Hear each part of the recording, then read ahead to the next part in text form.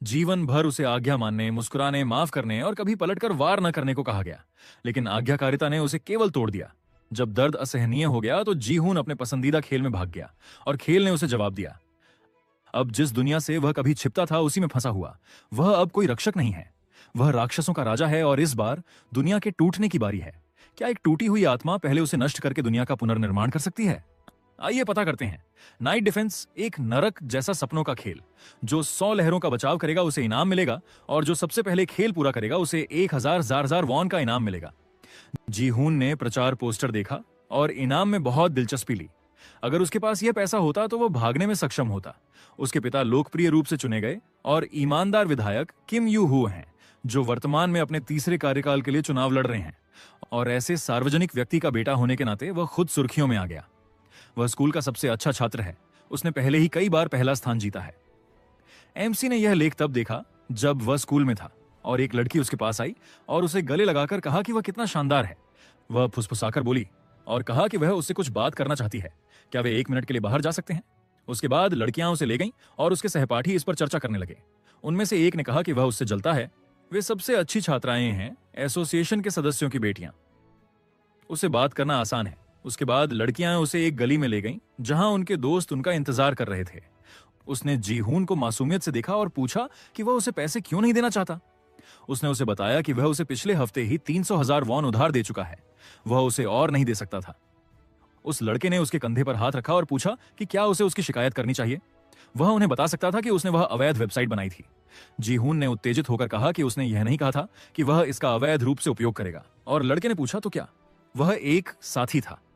लड़की ने गहरी सांस ली और कहा कि उसे तो पता भी नहीं था कि क्या करना है, इसलिए उनके लिए जाकर सबको इसके बारे में बताना आसान होगा। इससे किसका नुकसान होगा? एमसी बहुत घबरा गया। उसे तुरंत अपने पिता की याद आई और लड़की ने मुस्कुराते हुए उसके कंधे पर हाथ रखा। पूछा, वह इसे संभाल सकता है ना? वह उस पर भरोसा कर रही थी। स्कूल का दिन खत्म हो गया और जब वह घर आया तो वह अपने पिता के कार्यालय के सामने जम गया, लेकिन फिर भी वह अंदर जाने की हिम्मत नहीं जुटा पाया। जब वह लगभग वहां पहुंच गया था तो वह अचानक मुड़ा और उसके पिता की आवाज बगल से आई, पूछते हुए कि वह वहां क्यों खड़ा था। क्या वह उसे कुछ बताना चाहता था? जीहून डर गया। उसने ऊपर उनकी ओर देखा और उन्होंने उसे याद दिलाया कि चुनाव बस आने ही वाले थे। अगर वह उनकी मदद नहीं कर सकता था तो कम से कम उसे ऐसा कुछ भी नहीं करना चाहिए जिससे उनके नाम पर धब्बा लगे। इन शब्दों ने उसे और भी घबरा दिया और उसके पिता ने पूछा कि वह चुप क्यों था। उसने खुद को संभाला और शांत हुआ और मुस्कुराते हुए उनसे कहा कि चिंता ना करें, वह उन्हें निराश नहीं करेगा। उसके पिता ने कहा कि उन्हें आश्चर्य है कि क्या उसमें कुछ ऐसा बचा है जिससे उन्हें निराशा हो सकती है। उसे बस वैसे ही जीना चाहिए जैसे उन्होंने उसे बताया था, बस इतना ही। इस कठिन बातचीत के बाद एमसी कमरे में भागा और उसने अपनी सांसें रोकी। उसने अपने दांत भींचे और सोचा उसे क्या करना चाहिए। वह उसके साथ ऐसा क्यों कर रहा है? उसकी बिल्ली रूरू ने उसकी हथेली छाटी जिससे वह बहुत डर गया, लेकिन उसने इसे अनदेखा कर दिया और म्याऊं किया। वह तुरंत शांत हो गया और मुस्कुराते हुए पूछा, क्या वह उसके बारे में चिंतित थी? बिल्ली उस पर कूद गई और उसने उसे रुकने को कहा। इससे उसे गुदगुदी हुई। उसने उसे उठाया और कहा कि वह एक छोटी शरारती है। स्कूल में और घर पर हर कोई उसके खिलाफ है, लेकिन वह अभी भी उसके साथ है। उसने खेल के प्रचार पोस्ट पर नजर डाली और सोचा कि उसने आखिरकार 99वीं लहर पार कर ली है। उसे बस एक और सहना था, लेकिन दुर्भाग्य से वह आखिरी लहर पार करने में विफल रहा। वह हार गया। उसके बाद उसने सैकड़ों बार खेल को फिर से शुरू किया और अपनी पूरी कोशिश की, लेकिन आखिरी लहर को पार करना असंभव था। यह पता चला कि वह इस समस्या वाला अकेला नहीं था। इस खेल के प्रसिद्ध स्ट्रीमर भी फाइनल पार नहीं कर पाए और इस पर गुस्सा हुए और गालियां दी। खेल के रिलीज हुए 1 साल बीत चुका है। कई लोग 99वीं लहर तक पहुंच चुके हैं, लेकिन कोई भी आखिरी लहर पार नहीं कर पाया है। लेकिन वह हार नहीं मान सकता। उसके और रूरू के लिए इस नरक जैसी जिंदगी से बचने का एकमात्र तरीका यह खेल है। उसकी आखिरी उम्मीद 99वीं लहर के बॉस राइजल ड्रेक के दिल से मिली वस्तु है। यह पूरी तरह से अपग्रेड की गई है। बेहतर आंकड़ों वाली कोई वस्तु मौजूद ही नहीं है, लेकिन इसके साथ भी वह आखिरी लहर पार नहीं कर पाया। उसे अब पता नहीं था कि क्या करना है। जैसे ही उसने अपना फोन मेज पर रखा, रूरू स्क्रीन पर चढ़ गई और वह उसे हटाना चाहता था। लेकिन जब उसने देखा कि वह किस पर चढ़ गई थी तो उसकी आंखें डर से चौड़ी हो गईं। बिल्ली ने आइटम डिसअसेंबली बटन दबा दिया और उसने एक खामोश चीख के साथ स्क्रीन की ओर देखा। उसके सारे प्रयास व्यर्थ थे। राइजल ड्रेक का दिल 1000 अपग्रेड टुकड़ों में बदल गया। उसने अपना सिर पकड़ लिया और सोचा कि अब वह बस शुरुआत में वापस जा सकता है। लेकिन अगर उसने फिर से शुरू किया तो क्या कुछ बदलेगा? अपग्रेड टुकड़ों के अलावा उसे ड्रैगन सोल मिला और इससे वह हैरान रह गया। आखिर जब आप किसी वस्तु को अलग करते हैं तो आपको आमतौर पर केवल टुकड़े ही मिलते हैं। अचानक उसका दिल तेजी से धड़कने लगा। उसने अनुमान लगाना शुरू किया कि यह क्या था और इसका इस्तेमाल किया। इसी तरह वह 100वीं लहर पार करने में कामयाब रहा और उसने तुरंत खेलना शुरू कर दिया। स्कूल में, घर पर, यहां तक कि सड़क पर भी दिन बीत गए। वह लगातार खेल खेलता रहा। एक शाम उसने 99वीं लहर पार की, दिल को टुकड़ों में अलग किया और फिर से ड्रैगन सोल प्राप्त किया। वह घबरा गया और सोचा कि अब तक सब कुछ ठीक चल रहा था और फिर 100वीं लहर पार करना शुरू कर दिया। उसने अपने चरित्र पर क्लिक किया और सफलता के लिए प्रार्थना करने लगा। राक्षस जल्दी से हार गए। इस बार उसे यकीन था कि वह इस लहर को पार कर लेगा और उसने ऐसा किया। यह महसूस करते हुए कि वह जीत गया, वह बहुत खुश हुआ और जोर से चिल्लाया कि उसने यह कर दिखाया। उसने उत्तेजित होकर अपनी बिल्ली को बुलाया और उसी क्षण उसके पिता कमरे में दाखिल हुए और पूछा कि उसने क्या किया। माहौल तुरंत तनावपूर्ण हो गया। जीहून ने जल्दी से फोन को मेज पर उल्टा रख दिया और उसके पिता ने कहा कि उसके दोस्तों ने उन्हें फोन किया था। उन्होंने उसकी बेवकूफी भरी गलती के लिए उससे पैसे मांगने की हिम्मत की। उसने अपने साथ लाए क्लब को देखा और घबराकर कहा कि उसे नहीं पता था कि वे इसका ऐसे इस्तेमाल करते हैं। उसके पिता ने उसे याद दिलाया कि उन्होंने उसे ऐसा कुछ भी न करने को कहा था जिससे उनकी इज्जत पर दाग लगे। यह महसूस करते हुए कि वह उसे मारने वाला था, वह बहुत डर गया और रोते हुए उससे माफी मांगी और वादा किया कि ऐसा फिर कभी नहीं होगा। लेकिन उसके पिता ने उसकी बात नहीं सुनी। उन्होंने वार किया और जीहून डर से जोर से चिल्लाया और फिर एक दरार की आवाज आई। क्लब उसके फोन पर लगा, स्क्रीन टूट गई और उसी क्षण उसने महसूस किया कि वह कमजोर था। वह पलटकर वार नहीं कर सका। उसके पिता ने कहा कि उसने उसके लिए कभी कुछ नहीं किया था और उसी क्षण जीहून ने देखा कि बिल्ली कहीं नहीं थी। उसने उनसे पूछा कि रूरू कहाँ है और उन्होंने उसे बताया कि उसे अब उसकी जरूरत नहीं है। यह सुनकर उसने गुस्से में अपने दांत भींचे और उसके पिता ने पूछा कि यह किस तरह का भाव था। बस यह अनुमान लगाते हुए कि उन्होंने उसके साथ क्या किया होगा, उसने उन्हें नफरत से देखा और पूछा, वह कहाँ है? उन्होंने जवाब दिया कि चिंता ना करो, वह पहले ही उसकी मां के साथ कब्र में है। जीहून यह सुनकर सदमे में था। वह भयभीत था और उसके मनोरोगी पिता ने मुस्कुराते हुए कहा कि उसे बस उनके नियमों से जीना है। तब उसके पास धन, प्रसिद्धि, वह सब कुछ होगा जो वह चाहता है, तो उसे अब उन्हें निराश न करने दें। उन्हें उस पर विश्वास है। ये शब्द बिजली की तरह गूंजे। जीहून उनसे इतनी नफरत करता था, वह इसे और बर्दाश्त नहीं कर सका। भले ही फोन टूट गया था, फिर भी वह काम कर रहा था और उसे बधाई मिली। वह नाइट डिफेंस गेम पूरा करने वाला पहला व्यक्ति था। उसने छत की ओर देखा और फूट फूट कर रोने लगा, ये कहते हुए कि बहुत देर हो चुकी थी, वह जा चुकी थी, इसलिए भागने का कोई कारण नहीं था, यहां रुकने का कोई कारण नहीं था। उसके फोन से एक संदेश आया जिसमें उसे खेल की दुनिया में आमंत्रित किया गया था और बिजली खिड़की से उसके कमरे में घुस गई और उसे लगी। 1 सेकंड बाद बिजली ने राज्य के महल पर हमला किया और जीहून दर्शक कक्ष में प्रकट हुआ। नाइट्स इस दृश्य से प्रभावित हुए और आश्वस्त थे कि वह उनके उद्धारकर्ता थे, जिसके बाद स्थानीय लोग उन्हें पौराणिक नाइट कहने लगे। वे उसके आगमन पर बहुत खुश थे, जबकि वह इस बीच वास्तविकता को समझने की कोशिश कर रहा था। सब कुछ इतना अजीब था, उसके आंसू नहीं बह रहे थे और उसकी भावनाएं रीसेट हो गई थीं। राजा ने अपना गला साफ किया, अपना ध्यान आकर्षित किया और पूछा, क्या वह पौराणिक नाइट है जो राज्य को बचाएगा? एमसी ने उसकी ओर देखा, तुरंत चेहरा पहचान लिया। उसने खेल में ऐसा ही एक दृश्य देखा था। राजा ने कहा कि वह जॉर्जिया राज्य का शासक था, बेएलएस जॉर्जिया थ्वोनी। राज्य वर्तमान में संकट में था। राक्षस चारों ओर से आगे बढ़ रहे थे और उन्हें रोकना मुश्किल हो रहा था। उसी क्षण उसका सेवक दर्शक कक्ष में भागा और उसे सूचित किया कि वे मुसीबत में थे। जीहून ने यह सब एक तबाह हुए भाव के साथ देखा, यह महसूस करते हुए कि राज्य की स्थिति और यह घटना सब सटीक थी और खेल के परिचय की तरह ही थी। राजा ने अपने सेवक की बात सुनी और नाइट की ओर मुड़कर कहा कि मामला जरूरी था, इसलिए वह तुरंत आदेश देंगे। उसे नाइट का कमांडर बनने दें और राज्य की रक्षा करने दें। एमसी के सामने तुरंत एक गुड चयन के साथ एक सिस्टम विंडो दिखाई दी। क्या वह राजा का प्रस्ताव स्वीकार करना चाहता था? वह चुप रहा और धीरे धीरे उठा, यह कहते हुए कि उसे नहीं पता था कि वह सपना देख रहा था, लेकिन वह एक बार में कहेगा, इसलिए उन्हें ध्यान से सुनना चाहिए। अब 1000 वॉन उसके लिए बेकार थे। महल में इकट्ठे हुए राज्य के निवासी तुरंत आपस में फुसफुसाने लगे। ये नहीं समझ पा रहे थे कि वह क्या कह रहा था। किसी ने तो यह भी कहा कि एक पौराणिक नाइट के लिए वह किसी तरह कमजोर लग रहा था। राजा ने कहा कि वह नहीं जानते कि 1000 अगेगिरियो एक्स क्या है, लेकिन अगर वह नाइट कमांडर बनता है और राक्षसों से मानवता की रक्षा करता है तो वह जो कुछ भी चाहेगा वे उसे पूरा करेंगे, जो कुछ भी हो। जीहून की आंखें उसके शब्दों पर चौड़ी हो गईं। कुछ गलत था। राजा ने उससे कहा कि चिंता ना करे, बस उसके आदेशों का पालन करे, तब उसके पास वह सब कुछ होगा जो वह चाहता था, धन और महिमा दोनों। उसे तुरंत अपने पिता की याद आई और उसे घिन आ गई और राजा का उस पर विश्वास करने वाला आखिरी वाक्यांश उसे खत्म कर गया। उसने जोर से चिल्लाया कि वह ऐसा नहीं करेगा, जिससे राजा और उसके आसपास के सभी लोग हैरान रह गए। वह जहां भी गया, क्योंकि वह एक डिप्टी का बेटा था, हर कोई उसे इस्तेमाल करने की कोशिश करता था। यहां भी वे उसे एक गुलाम नाइट बनाना चाहते थे। उपस्थित सभी लोग घबराने लगे और उसने कहा कि उसे धन और महिमा की आवश्यकता नहीं है। एक पत्थर जैसे भाव के साथ उसने सिस्टम विंडो की ओर एक उंगली बढ़ाई और उन सभी को नरक में जाने को कहा। उसने राजा का प्रस्ताव अस्वीकार कर दिया। पौराणिक नाइट के शब्दों से हर कोई सदमे में था और सिस्टम विंडो तुरंत लाल हो गई। कुछ समय बाद राक्षसों ने राज्य पर हमला किया। खिलाड़ी इसे प्रभावित करने में असमर्थ था और अंत आ गया, या यह सिर्फ उसकी सोच थी। सिस्टम ने कहा कि उसने मानव गुट को अस्वीकार कर दिया था और इसलिए उसे एक नया चुनने का अधिकार दिया गया था। उसके लिए एक छिपा हुआ रास्ता खुल गया और राक्षस गुट अनलॉक हो गया। उसे शुरू करने के लिए बटन दबाने दें।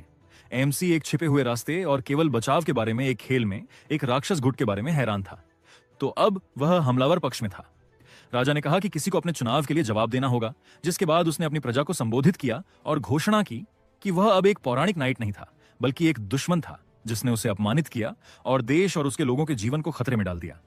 उसने राज्य के नाइट्स की ओर मुड़ा और उन्हें तुरंत उसका सिर काटने का आदेश दिया। इन शब्दों के तुरंत बाद वे एक गर्जना के साथ उस पर टूट पड़े।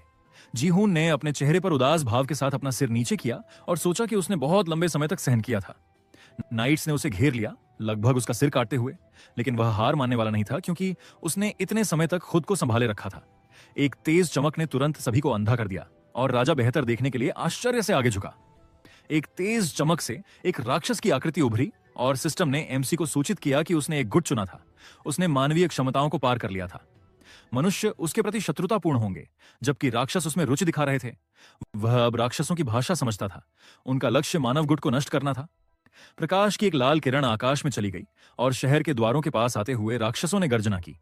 अब जीहून की बारी थी हमला करने की। पहली लहर तक 10 मिनट बचे थे। लक्ष्य प्राप्त करने के इनाम के रूप में वह स्थानीय वस्तुओं में से एक ले सकेगा और वास्तविक दुनिया में लौट सकेगा। उसे वह दिन याद आया जब उसकी मां एक बिल्ली का बच्चा घर लाई थी और कहा था कि वह लड़की इतनी प्यारी थी कि वह उसे अपने साथ ले जाने से खुद को रोक नहीं पाई। क्या होगा अगर उसका बेटा उससे दोस्ती कर ले? उसने सोचा कि अगर वास्तव में यही इनाम था तो वह उस समय में वापस लौट पाएगा। काली ऊर्जा शांत हो गई और नाइट्स ने कुछ सतर्क कदम पीछे लिए और पूछा कि वह विस्फोट क्या था। एक अविश्वसनीय रूप से अशुभ ऊर्जा महसूस की जा सकती थी। राजा इस बीच घबराकर सोचा कि यह निश्चित रूप से एक राक्षस की आकृति थी। क्या इसे राक्षस भी कहा जा सकता है? एक ऐसी ऊर्जा जो उसने पहले कभी महसूस नहीं की थी, उस व्यक्ति से निकल रही थी। एमसी ने चारों ओर देखा और सोचा कि खेल में कोई गुड चैन नहीं था, इसलिए सब कुछ बदल गया होगा। उसके सामने मुख्य खोज के विवरण के साथ एक विंडो दिखाई दी। उसे सैनिकों की सुरक्षा को तोड़ना था और लोगों पर हमला करना था। इनाम के रूप में उसे एक यादृच्छिक वस्तु के साथ एक बॉक्स मिलेगा।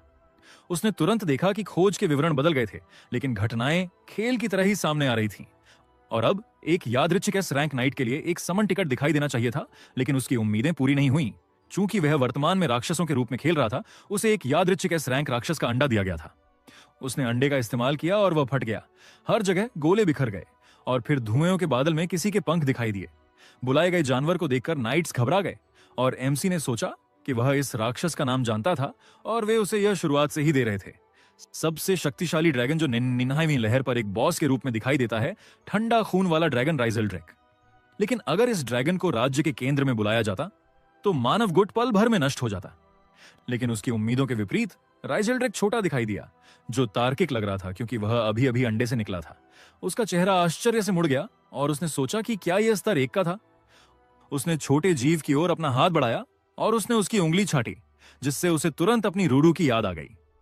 ड्रैगन ने उसे हैरानी से देखा और सिस्टम ने उसे सूचित किया कि वह ओवरलॉर्ड की आंख का उपयोग कर सकता है, एक निष्क्रिय क्षमता जो उसे राक्षसों और वस्तुओं के आंकड़े देखने की अनुमति देती है। नाइट्स इस बीच खुद को समझाने की कोशिश कर रहे थे कि डरने की कोई बात नहीं थी। उसने बस एक छोटा राक्षस बुलाया था। वे हमला करने के लिए दौड़े और जीहून ने उनकी ओर देखा, ये सोचते हुए कि चाहे यह सपना हो या नहीं, अब वह केवल राइजलड्रेक पर ही भरोसा कर सकता था। उसने छोटे ड्रैगन पर अपनी क्षमता का इस्तेमाल किया और देखा कि उसमें ड्रैगन ब्रेथ कौशल था। उसने उत्तेजित होकर बुलाए गए जीव को पुकारा और तुरंत यह समझते हुए कि उसे क्या करना था, उसने उस ऊर्जा को इकट्ठा करना शुरू कर दिया जिसे वह बुलाया गया था। जैसे ही नाइट्स बहुत करीब आ रहे थे और उसे मारने वाले थे, एमसी ने उसे अपनी ड्रैगन ब्रेथ का उपयोग करने का आदेश दिया और इकट्ठी हुई ऊर्जा ने तुरंत दुश्मनों पर एक शक्तिशाली किरण छोड़ी, महल की दीवार को भेदते हुए। दीवार का एक बड़ा हिस्सा सीधे शहर में गिर गया और महल में अब एक विशाल छेद था। जीहून ने इस छोटे ड्रैगन के वार के परिणाम को देखकर सदमे में देखा और कुछ सेकंड बाद एक तीखी चीख गूंज उठी। उपस्थित सभी लोग इस राक्षस की शक्ति से भयभीत थे और एमसी मुस्कुराया और कहा कि यह उसके विचार से आसान था। अगर वह बस महल पर कब्जा कर लेता तो वे उसे तुरंत इनाम दे देते। नाइट डिफेंस में अनगिनत वस्तुएं हैं, उनमें से निश्चित रूप से कुछ ऐसा होगा जो उसे आवश्यक क्षमता प्रदान करेगा, इसलिए उसे जल्दी करने की कोई आवश्यकता नहीं है। अभी पीछे मुड़ने का कोई कारण नहीं है। आखिरकार उसे अब कार्य पूरा करने पर ध्यान केंद्रित करने की आवश्यकता है। उसने अपने ड्रैगन को सहलाया, फिर मानव गुट के प्रतिनिधि की ओर मुड़ा और घोषणा की कि वह उसके राज्य को नष्ट कर देगा, क्योंकि उसे किसी तरह अपना इनाम प्राप्त करना था। इस बीच खेल के पात्रों ने अलार्म बजाया और महाराज की रक्षा के लिए महल की ओर दौड़े, जबकि जीहून अपने पालतू जानवर की ओर मुड़ा और उससे फिर से ड्रैगन ब्रेथ का उपयोग करने को कहा। राजा के सेवक ने उत्तेजित होकर नाइट्स को महाराज की रक्षा के लिए अपनी ढालें उठाने का आदेश दिया और उन्हें 2 या 3 पंक्तियों में खड़े होने का आदेश दिया। उन्होंने उसकी बात मानी और एमसी ने उन्हें याद दिलाया कि ड्रैगन ब्रेथ ने अभी अभी दीवार तोड़ी थी। क्या ढालें उनकी मदद करेंगी? वे कितनी भी पंक्तियों में खड़े हों, यह सब बेकार है, बेकार। उसने राजा की ओर उंगली उठाई और ड्रैगन से कहा कि यह उसका लक्ष्य था। इस बीच नाइट लगभग दर्शक कक्ष तक पहुंच गया था। जीहून के शब्दों के बावजूद नाइट राजा की रक्षा में दृढ़ रहा और एमसी ने राइजेल ड्रेक को उसी तरह उन पर हमला करने का आदेश दिया। वह ऐसा करना चाहता था, लेकिन वह विफल रहा। उसी क्षण एक नाइट दर्शक कक्ष में घुस गया और खुशी से महाराज को बताया कि वह सुरक्षित थे। इस बीच राजा का सेवक हैरान था कि राक्षस क्यों रुक गया था, लेकिन एमसी खुद सदमे में था। जब नाइट्स क्षमताओं का उपयोग करते हैं तो वे मन खर्च करते हैं, जिसका अर्थ है कि राक्षसों में भी यह कमजोरी होती है। उसकी ड्रैगन ब्रेथ को अधिक मन की आवश्यकता होती है, लेकिन यदि पर्याप्त मन नहीं है तो यह काले घेरे उत्पन्न करता है। जीहून ने एक सामान्य हमले का उपयोग करने की कोशिश की, लेकिन वह भी काम नहीं किया और ड्रैगन के मुंह से केवल एक छोटी सी चिंगारी निकली, जिससे कालीन जल गया। एमसी घबरा गया और सोचा कि सब कुछ बहुत आसान था, वह बस कूल डाउन का इंतजार कर सकता था। नाइट उसके पास आया और पूछा क्या वह वही बदमाश है जिसने महाराज के जीवन पर हमला करने की हिम्मत की। उसे देखकर वह भौहें सिकोड़ गया। खेल में नाइट्स को रैंकों में विभाजित किया गया था। डी स्क्वायर, सी निम्न रैंकिंग, बी मध्य रैंकिंग, ए उच्च रैंकिंग और एस एलीट। और यह लड़का एस रैंक के 12 राशि चक्र एलीट नाइट्स में से एक एरेस है। राजा ने राज्य के सबसे मजबूत नाइट का अभिवादन किया और उसने चिंतित होकर उसे पुकारा, पूछा कि क्या वह ठीक था। एमसी इस बीच समझ गया कि चीजें खराब थीं। राजा ने कहा कि टकराव अपरिहार्य था, इसलिए उसे तुरंत दुश्मन को खत्म करने दें। एरेस ने उसके आदेश का पालन किया और तुरंत अपनी भाले को आग से जलाया और एमसी ने घबराकर अपने दांत भींचे, ये सोचते हुए कि इतनी उच्च रैंक का एक नाइट कहीं से भी प्रकट हो गया तो अब उसे क्या करना चाहिए। 12 नाइट्स में से एरेस प्रारंभिक क्षेत्र प्रभाव हमलावर है। वह खेल शुरू करने के लिए सबसे अच्छा चरित्र है। एरेस ने अपना हथियार अपने सिर के ऊपर उठाया और दुश्मन से कहा कि वह उसे उसकी मृत्यु तक नचाएगा। फिर उसे फर्श पर पटका और उस पर आग की एक दीवार भेजी। जीहून केवल सदमे में देख सकता था जैसे ही लपटें उसके पास आ रही थीं। आग की एक शक्तिशाली धारा ने महल की दीवारों को भेद दिया, बाहर निकल गई, लेकिन अन्य नाइट्स को लगी। उन्हें लपटों में पीड़ित देखकर एमसी असहज हो गया। यह कौशल फ्लेम वॉल चरित्र से लक्ष्य तक सीधी रेखा में आग छोड़ता है। वह जानता था कि वह लक्ष्य होगा और इसलिए वह किसी तरह आखिरी क्षण में चकमा देने में कामयाब रहा और उसे स्पष्ट रूप से अपने सहयोगियों की भी परवाह नहीं है। उसने गुस्से में अपने दांत भींचे और एरेस अपनी भाले को घुमाते हुए उसकी ओर बढ़ा, यह कहते हुए कि वह एक गंदे चूहे की तरह चकमा दे रहा था। यह उसके दिल के ठीक बीच में एक सुंदर जलता हुआ छेद बना देगा। जीहून ने तुरंत महसूस किया कि वह उसे बख्शने का नाटक कर रहा था, लेकिन उसका कौशल कूलडाउन पर था। इसका मतलब था कि उसके पास एक मौका था। राइजेल ड्रेक ने ड्रैगन ब्रेथ का उपयोग करने की कोशिश की, लेकिन यह काम नहीं किया और उसी क्षण नाइट अपने मालिक पर टूट पड़ा, उसे हिलने से मना करते हुए, अन्यथा उसे और अधिक चोट लगेगी। उसने घबराकर उसकी ओर देखा और सोचा कि कोई ना कोई रास्ता तो होना ही चाहिए। वह इतनी दूर तक यहां ऐसे अंत के लिए नहीं आया था। सिस्टम ने बताया कि उसके पास एक दावा न किया गया इनाम है। क्या वह इसे अभी चाहता है? भाले ने सिस्टम की खिड़की को भेद दिया। उसके पास सोचने का समय नहीं था, इसीलिए उसने उसे इनाम देने का आदेश दिया, जिसके बाद उसके हाथों में एक इनाम वाला संदूक आ गया और भाले ने उसे भी भेद दिया। नाइट पीछे कूद गया और भ्रम में चिल्लाया, क्या वह कोई बुलाने वाला जादू था? तुरंत बाद संदूक खुला। एक तेज रोशनी एमसी की आंखों में पड़ी और एक विशाल तलवार प्रकट हुई। उसने उसे एक अधिपति की नजरों से देखा और उसे हेलब्लेड नामक एक एस रैंक हथियार के रूप में पहचाना। यह 999 जादुई शक्ति देता है, लेकिन आगे के उन्नयन उपलब्ध नहीं है। विवरण में कहा गया है कि यह अराजकता और विनाश की तलवार है जो नरक लाती है। वह बहुत हैरान था कि वह पहले ही इनाम वाले संदूक से इतना उच्च श्रेणी का हथियार प्राप्त कर सका। वह नहीं जानता कि उसे यहां किसने बुलाया, लेकिन ऐसी शक्ति देकर वे उसे मानव गुट को नष्ट करवाना चाहते हैं। जैसे ही तलवार ने फर्श को छुआ, दरारें फैल गईं और जीहून ने सदमे में उसे देखा, यह कहते हुए कि ऐसा नहीं हो सकता। तुरंत बाद फर्श ढह गया। तलवार इतनी शक्तिशाली थी कि वह सिर्फ एक हल्के स्पर्श से एक इमारत को गिरा सकती थी। अपना संतुलन खोकर एमसी एक जोरदार चीख के साथ नीचे गिर गया और घबराकर सोचा, यह किस तरह का महल है जो एक हथियार का वजन भी नहीं संभाल सकता। जमीन तक बस थोड़ा ही बचा था। वह डरा हुआ था और मन ही मन चिल्लाया कि उसने अभी तक कुछ भी नहीं किया था। वह ऐसे खत्म नहीं हो सकता। जब प्रभाव से कुछ मीटर पहले बचे थे, किसी ने उसके कपड़े पकड़े और उसने डर से नीचे देखा, सोचते हुए क्या हुआ। वह रिसेल्ड्रेक था। उसने अपनी पूरी ताकत से पंख फड़फड़ाए, धीरे धीरे उसे ऊपर उठाया और जी हून ने खुशी से उसे पुकारा, यह कहते हुए कि वह एक असली ड्रैगन था।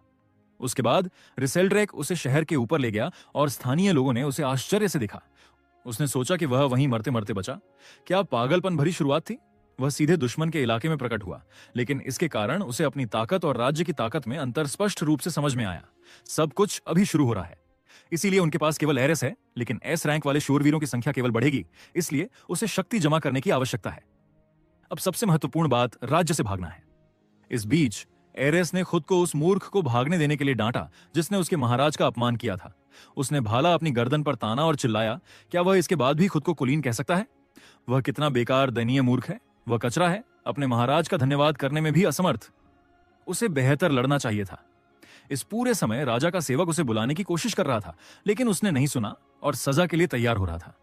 सेवक ने उस पर उंगली उठाई और अजीब तरह से उसे बताया कि उसके महाराज उसे बुला रहे थे, और एरेस तुरंत घुटनों पर गिर गया, राजा से माफी मांगते हुए। उसने उससे अपराधी को भागने देने के लिए उचित सज्जा देने को कहा और बेलिस ने उसे रुकने का आदेश दिया। सूरज ढल रहा है, वह जानता है इसका क्या मतलब है ना? उसने जवाब दिया कि रात में राक्षस और मजबूत हो जाते हैं, और राजा ने उसे सैनिकों का नेतृत्व करने और राज्य की रक्षा के लिए दीवारों पर जाने का आदेश दिया। उसने उसके आदेश का पालन किया, जबकि एमसी शहर के ऊपर धीरे धीरे उड़ता रहा, इस समय का लाभ उठाकर चीजों पर विचार करने के लिए। खेल ने जीत के लिए 1000 की पेशकश की थी, लेकिन इसकी अत्यधिक कठिनाई के कारण इसे भुला दिया गया था। खेल के संतुलन में सबसे बड़ी कमी पहली लहर थी, जिसे वाइल्ड गोब्लिन कहा जाता था। जब तक आप क्षेत्र क्षति पहुंचाने वाले एस रैंक नाइट के साथ शुरू नहीं करते, तब तक जीतना लगभग असंभव है। राज्य के पास वर्तमान में एरेस है, जो आग से क्षेत्र क्षति पहुंचाता है, इसलिए पहली लहर में दीवारों को तोड़ने की उम्मीद करना बेकार है। अगर एरेस की जगह एक एस रैंक हत्यारे ने दरवाजा खोला होता, तो हालात बहुत खराब होते। इस बिंदु तक ड्रैगन पूरी तरह से कमजोर हो चुका था। उसे एहसास हुआ कि वे नीचे उतर रहे थे, और रोसेल्ड्रेक ने अपनी पूरी ताकत लगाकर दहाड़ा। जीहून चिंतित हो गया और उसने उससे थोड़ी देर और रुकने को कहा। राज्य से भागने के लिए बहुत कम समय बचा था, लेकिन छोटा ड्रैगन उसका वजन नहीं सह सका और वह एक जोरदार चीख के साथ गिर गया। उसने आगे एक दीवार देखी और डर गया कि वे टकरा जाएंगे। वह धड़ाम से दीवार से टकराया और जमीन पर गिर गया, फिर उठा और अपनी पीठ के दर्द से कराह उठा। जब वह अपने कपड़ों से धूल झाड़ रहा था, उसने सोचा कि अगर वह दीवार से टकराने के बाद भी सही सलामत है, तो इसका मतलब है कि उसका शरीर स्थिर है। उसने पास में जूते देखे, यही उसे अब चाहिए था। उसने तुरंत जूते पहने और एक लड़की की आवाज बगल से आई, ये कहते हुए कि वह इन कपड़ों को नहीं पहचानती। वह कौन है? वह उसकी ओर मुड़ा और जैसे ही उसने उसका चेहरा देखा, वह बहुत घबरा गया और सोचने लगा कि एक और एस रैंक नाइट कहां से आ गया। वह लिब थी, पवित्र नाइट। उसने उसे अपनी पहचान बताने का आदेश दिया और उसने आत्मविश्वास से उसकी ओर देखा, ये सोचते हुए कि उसने 100वीं लहर को पीछे धकेलने में कामयाबी हासिल की थी, जिसे उसके साथ कोई भी पार नहीं कर सका था। भले ही वह एस रैंक की है, वह दीवारों की रक्षा में बी रैंक के शूरवीरों की तुलना में कम प्रभावी है, इसलिए उसे केवल कालकोठरी या रोमांच के लिए इस्तेमाल किया जाता है। भूली हुई नाइट लिब, वह 100वीं लहर में जीत की कुंजी थी, लेकिन केवल वही इसे जानता था। उसने अपनी तलवार उसकी ओर तानी, उसे तुरंत यह बताने का आदेश दिया कि वह कौन था, और उसने अपना नाम बताया। उसने पूछा, क्या वह उसे जानता है? उसकी गर्दन पर उसकी तलवार होने के बावजूद उसने आत्मविश्वास से जवाब दिया कि वह उसे अच्छी तरह जानता था। उसने उसके मूल्य को समझने से पहले सैकड़ों असफलताओं का सामना किया था। वह नहीं समझी कि उसका क्या मतलब था, और उसने सोचा कि उसने उसकी पुरानी रणनीति में एक महत्वपूर्ण भूमिका निभाई थी। लेकिन अब जब उसने गुट बदल लिया था, तो वह एक बाधा बन गई थी जिसे उसे पहले खत्म करना था। इस बीच राक्षस पास आ रहे थे। उन्हें देखकर प्राचीर पर मौजूद शूरवीरों ने युद्ध की तैयारी की और गोब्लिन मुख्य द्वार की ओर भागे। धनुर्धारियों ने तुरंत गोलीबारी शुरू कर दी और उन पर तीरों की बारिश हुई, लेकिन उनमें से कुछ घुसने में कामयाब रहे थे और अब दीवारों पर चढ़ने की कोशिश कर रहे थे।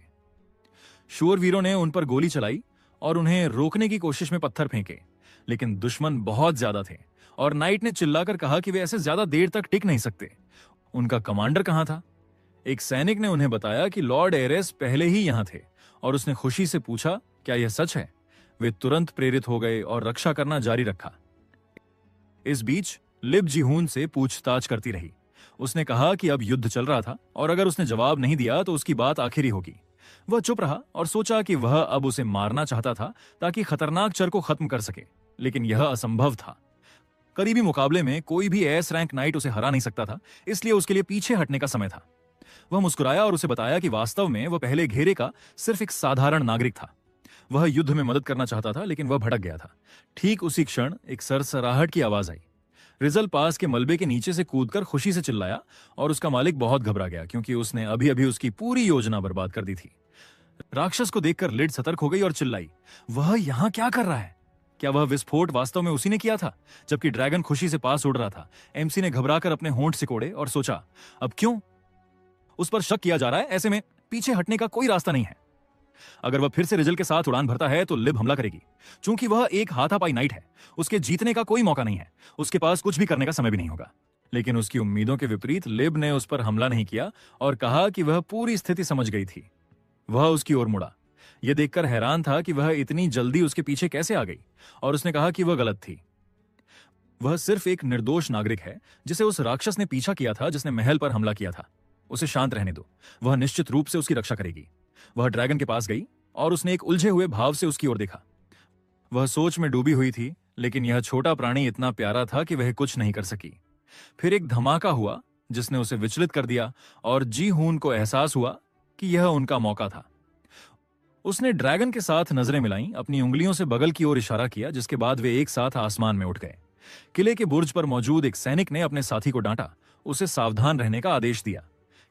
क्या वह उनकी दीवारें उड़ाना चाहता है? इस बीच लिब ने चारों ओर देखा। यह देखकर हैरान थी कि यह नागरिक गायब हो गया था, और एक गार्ड उसके पास दौड़ कर आया, उससे गेट पर जाने के लिए कहा। इस बीच राक्षस शहर में घुसने की कोशिश कर रहे थे।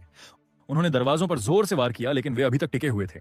सैनिक पहरा दे रहे थे, हर दस्तक से डरे हुए थे, और उसी क्षण किले के दरवाजों में दरार पड़ गई।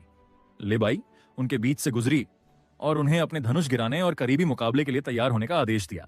वे उसके आने से बहुत खुश थे, जबकि शूरवीरों ने दरवाजों के पास आने वाले किसी भी व्यक्ति पर गोली चलाई, लेकिन वे उस विशाल राक्षस को खत्म करने में असमर्थ थे, जो शहर के प्रवेश द्वार को नष्ट करने में सक्षम था। हर वार के साथ शूरवीर डर से और ज्यादा कांपने लगे, और जब राक्षस के गदा ने दरवाजे में एक छेद कर दिया तो लिब ने अपनी तलवार निकाली और सभी को हमले के लिए तैयार होने का आदेश दिया। राक्षस एक जोरदार दहाड़ के साथ शहर में घुस गए और सैनिक हमले के लिए दौड़ पड़े। लेकिन एक सेकंड बाद एक गड़गड़ाहट सुनाई दी। एरेस युद्ध के मैदान में पहुंचा और चिल्लाया कि वह बहुत देर हो चुका था।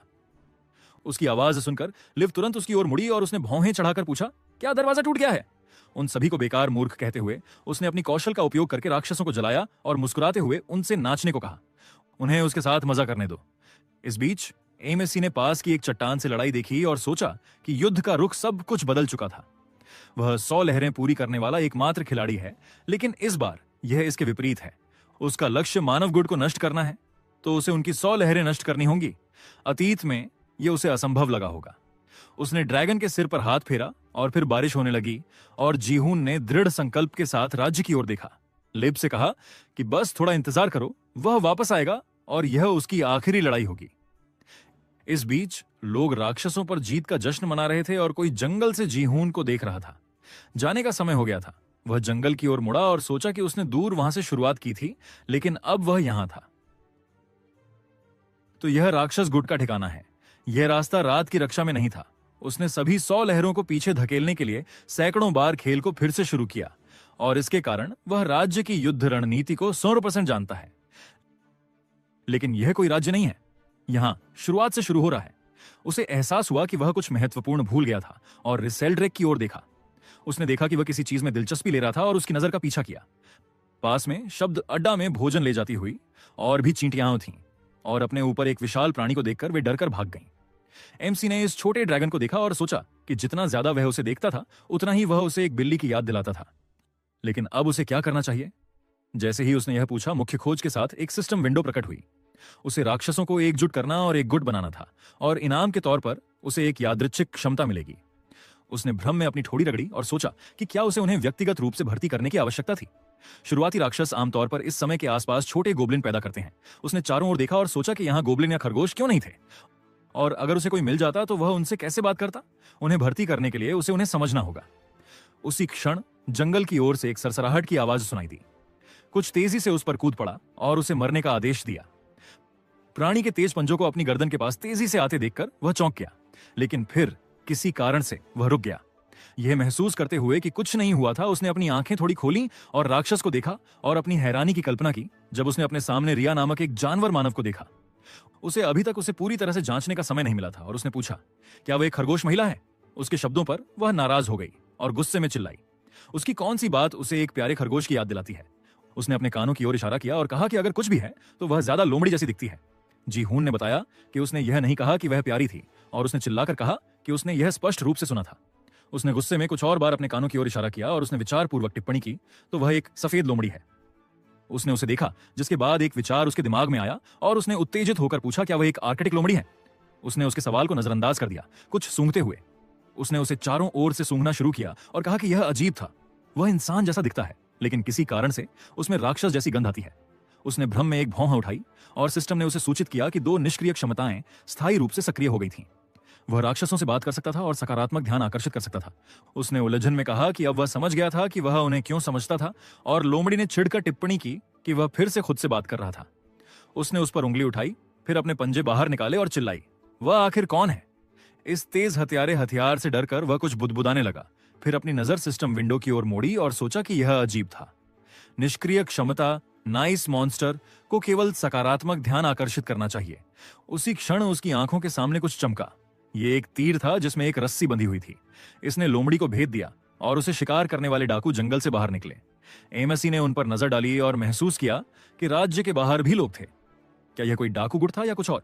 रिया ने सोचा कि वह उनके साथ मिला हुआ था और गुस्से में दांत पीसते हुए कहा कि वह जानती थी। तो यह वही था जिसने यहां जाल बिछाया था। वे उनका पीछा क्यों कर रहे थे? वे उनसे क्या चाहते थे? जी हून उसे समझाना चाहता था कि यह सब एक गलतफहमी थी, और डाकुओं में से एक ने रस्सी पकड़कर उससे बुदबुदाना बंद करने को कहा। उसके बाद उसने उसे अपनी पूरी ताकत से अपनी ओर खींचा और चिल्लाया, वह आखिर क्या बात कर रहा है? लोमड़ी कूदी और रस्सी ने उसे सीधे डाकू की ओर खींचा और एमसी ने उन्हें चिंतित होकर देखा। जैसे ही रिया पास आई, आदमी ने वार किया।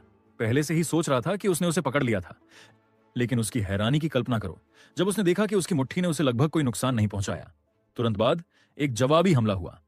उसने उसका पैर अपने चेहरे के पास आते देखा और एक पल बाद उसका सिर जमीन पर पटक दिया गया, जिससे डाकू हैरान रह गए। उसके बाद लड़की को एक तरफ फेंक दिया गया और जी हून ने हैरानी से सोचा, वह इतना छोटा है, लेकिन उसने उसे एक ही वार में गिरा दिया। पड़ी हुई लोमड़ी के पास जाओ। डाकू ने उसे गंदी दोगली कहा और उसे अपने पैर से मारना शुरू कर दिया। उसे चुप रहने और हार मानने को कहा। चीजों को जटिल बनाना बंद करो।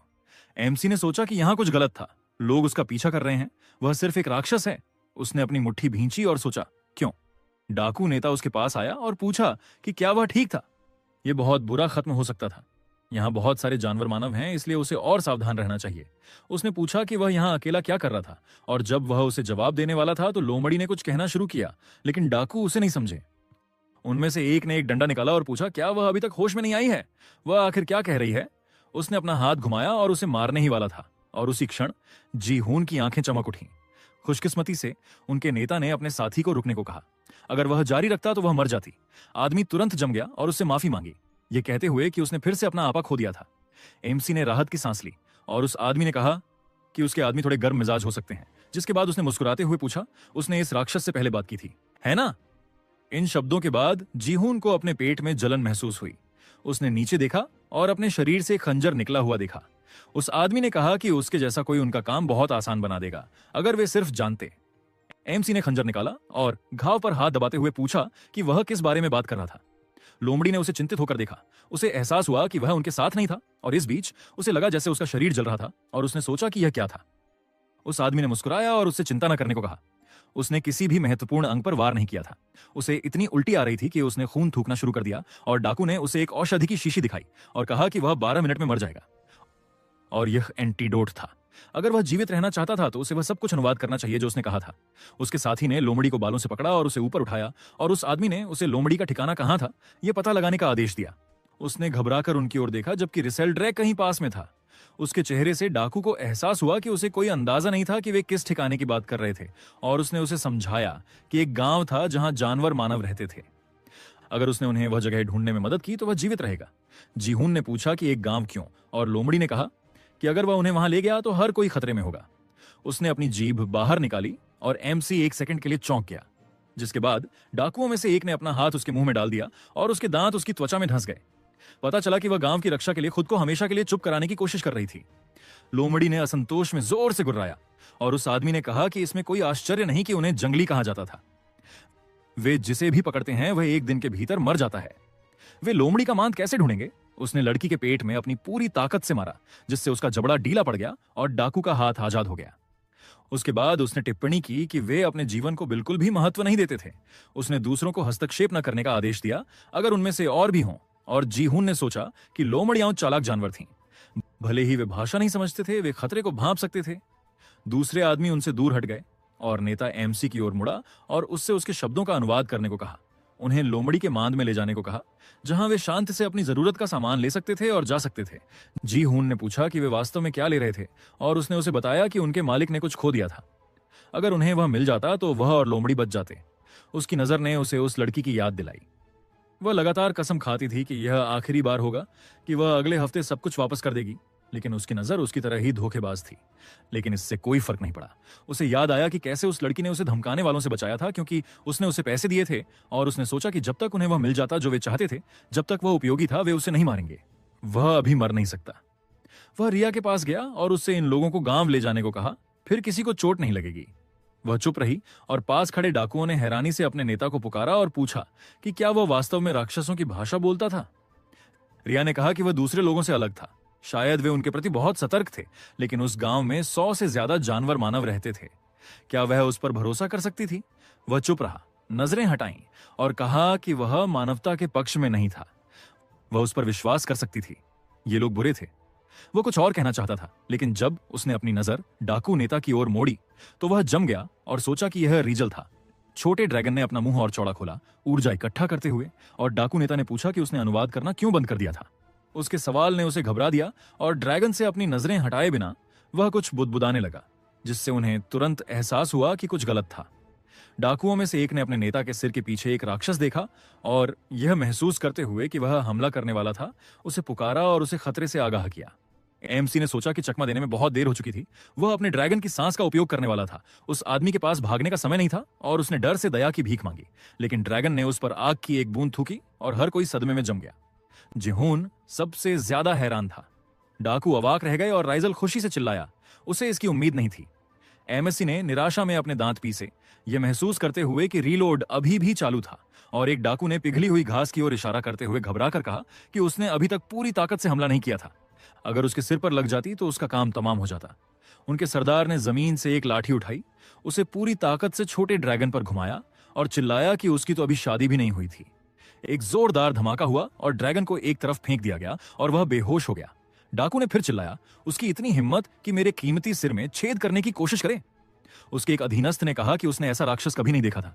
अब वे क्या करेंगे? अगर वे उसे पकड़ लेते हैं तो उन्हें अच्छी कीमत मिलेगी। वह ड्रैगन की ओर चला और उससे कहा कि उसे उसकी जरूरत नहीं है। जिहून चिंतित हो गया और डाकू ने लड़कों को उन पर नजर रखने का आदेश दिया, जबकि वह उस राक्षस से निपटता जिसने उस पर घात लगाने की हिम्मत की थी। रिजहाल अभी भी बेहोश था और एमसी ने अपने दांत पीसे और सोचा, अगर वह राक्षसों से बात कर सकता है तो क्या वह बच पाएगा? यहां वह एक बार फिर इस तरह के दयनीय तरीके से जीवित रहने की कोशिश करके अपनी कीमत तय कर रहा है। इसीलिए वह बेकार है। यह जानते हुए भी कि इसका क्या अंजाम होगा, वह अब किसी बात का अफसोस नहीं करना चाहता। डाकुओं का सरदार छोटे निहत्थे ड्रैगन पर झपटा, उसे खत्म करने के इरादे से, और रिया चिंता से आगे झुकी, लेकिन क्योंकि वह घायल और बंधी हुई थी, वह कुछ नहीं कर सकती थी। जिहून निर्णायक रूप से उसके पास से गुजरा और अपनी निष्क्रिय क्षमता शारीरिक राक्षस को सक्रिय करते हुए, जो उसे अलौकिक शक्ति प्रदान करती है, उस आदमी पर वार किया और घोषणा की कि वह बेकार था। उसका वार इतना जोरदार था कि उसने डाकुओं को कई मीटर दूर फेंक दिया और वह एक चट्टान से टकराया, उसे चकनाचूर कर दिया। सभी यह देखकर हैरान रह गए और डाकू तुरंत अपने सरदार की ओर भागे, लेकिन हमले ने एंटीडोट वाली शीशी तोड़ दी। लड़की ने उसकी ओर देखा और सोचा कि उसकी आंखें अलग थीं। वह झर से मर रहा था, तो वह अभी भी कैसे हिल रहा था। लेकिन अगली चीज ने उसे और भी ज्यादा चौंका दिया।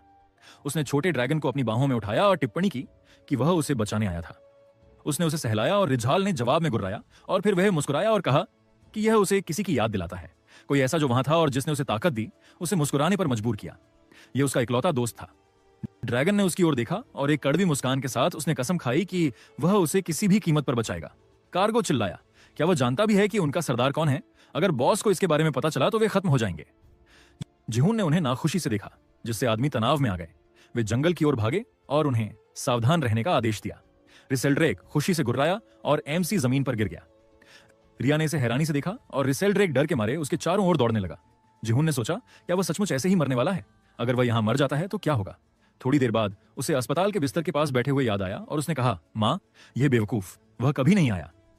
उसने अपनी आंखें खोली और पूछा कि वह कहाँ था। रिया उसे अपनी पीठ पर लादे हुए थी और उससे कह रही थी कि अभी हिले नहीं। एमसी ने पूछा, वह क्यों? वह थोड़ी देर बाद चीखें सुनाई दी। रिया वापस आ गई थी। वह अपने साथ एक व्यक्ति को लाई थी। खरगोश लड़कियों ने एमसी को हैरानी से देखा और कहा, वह इंसान जैसा दिखता है, लेकिन उसमें कुछ गड़बड़ है। किसी कारण से वह आकर्षक है। एमसी झोपड़ी में लेटा हुआ था और लड़कियां खिड़की से झांक रही थीं और कह रही थीं, जहर तो अब तक बेअसर हो गया होगा, पता नहीं वह कब जागेगा। जिहून आंखें बंद करके लेटा रहा और सोचा, वह तो पहले ही जाग चुका है, लेकिन जब सब उसे ऐसे देख रहे हैं तो वह उठ नहीं सकता। रिया ने ताली बजाई और कहा, कृपया उन्हें थोड़ी जगह दें, अगर वे इतना शोर करेंगे तो उनका मेहमान शांति से आराम नहीं कर पाएगा। लड़कियों ने पूछा, रिया, क्या उसे सचमुच एक इंसान ने बचाया था? उसने कहा, सवाल बाद में। एमएससी ने एक आंख सिकोड़ी और सोचा, वह आवाज। रिया झोपड़ी में घुसी और पूछा, वो तो पहले ही जाग चुका है ना? एमसी मुड़ा और रिया ने उससे उन्हें समझने के लिए कहा, वह इंसान जैसा दिखता है। यह पहली बार है जब उन्होंने किसी ऐसे व्यक्ति को देखा है जिसकी गंध अलग है। एमसी ने कहा, उसके शब्दों से लग रहा है कि उसकी पहचान बहुत अस्पष्ट है। उसने अपने हाथों को देखा और कहा, लगता है जहर का असर पहले ही खत्म हो चुका है। रिया बोली, सौभाग्य से उनके गांव में एक एंटीडोट था। जिहून ने फिर पूछा, गांव में? उसे याद आया कि उस आदमी ने रिया को सिर से कैसे पकड़ा था और उसने कहा था कि अगर वह उन्हें गांव ले आई तो सब खतरे में पड़ जाएंगे। एमसी बोला, वह उससे इतनी सतर्क थी, ऐसा क्यों था? उसने जवाब दिया, उसने कहा, क्योंकि वह एक इंसान है लेकिन उसकी गंध इंसान जैसी नहीं है। जिहून ने पूछा, सिर्फ इसी वजह से? रिया ने सोचा, और क्योंकि उसने उसे ऐसे देखा था। एमसी मुड़ा और पूछा, वह उसे गांव ले आई, यहां तक कि उसे एंटीडोट भी दिया। शायद यह सुखद राक्षस क्षमता का प्रभाव है? रिया ने नाखुशी से पूछा। वह वहां क्या बड़बड़ा रहा था? उसने उसकी ओर हाथ करके चिल्लाया, वह इतनी बातें क्यों कर रहा है? हे भगवान, वह उसे बचाने के बाद भी उसे परेशान करता है। रिजल ड्रेक ने जम्हाई ली और एमसी ने कहा, धन्यवाद। रिया ने कहा, नहीं, वह सच कह रही है, यह बहुत ज्यादा है। उसने अपना गला साफ किया और मुड़कर कहा, मेरा मतलब है उसने उसे भी बचाया, तो वे बराबर हैं। खैर, अगर वह सचमुच इतना आभारी है। रोसेल्ड्रेक जोर से गुर्राया, जिससे एमसी का ध्यान आकर्षित हुआ। उसने दूर देखा और कहा, वह चीख। रिसेल्ड्रेक उसकी ओर भागा और जिहून ने कहा कि गुदगुदी हो रही थी। वे खुशी से गले मिलने लगे और रिया ने पूछा, रिसेल्ड्रेक? वैसे वे एक दूसरे के नाम भी नहीं जानते, है ना? जब भाग्य ने उन्हें एक साथ लाया है तो उन्हें कम से कम अपना परिचय देना चाहिए। उसका नाम है अचानक। एक खरगोश लड़की कमरे में घुस आई और चिल्लाई, रिया, मुखिया उसे ढूंढ रहा है। उसने कहा कि मेहमान के साथ आओ। वे बाहर गए और एमसी ने खुशी से कहा, यह जानवरों का गांव है, योद्धा। रिया ने कहा, यह गांव खरगोश जानवरों ने बनाया था, लेकिन अब जिन जानवरों ने अपने गांव खो दिए हैं वे भी यहां रहते हैं। वे एकजुट हो गए। लड़की ने पूछा, रिया, उसका पैर कैसा है? उसने जवाब दिया, सब ठीक है।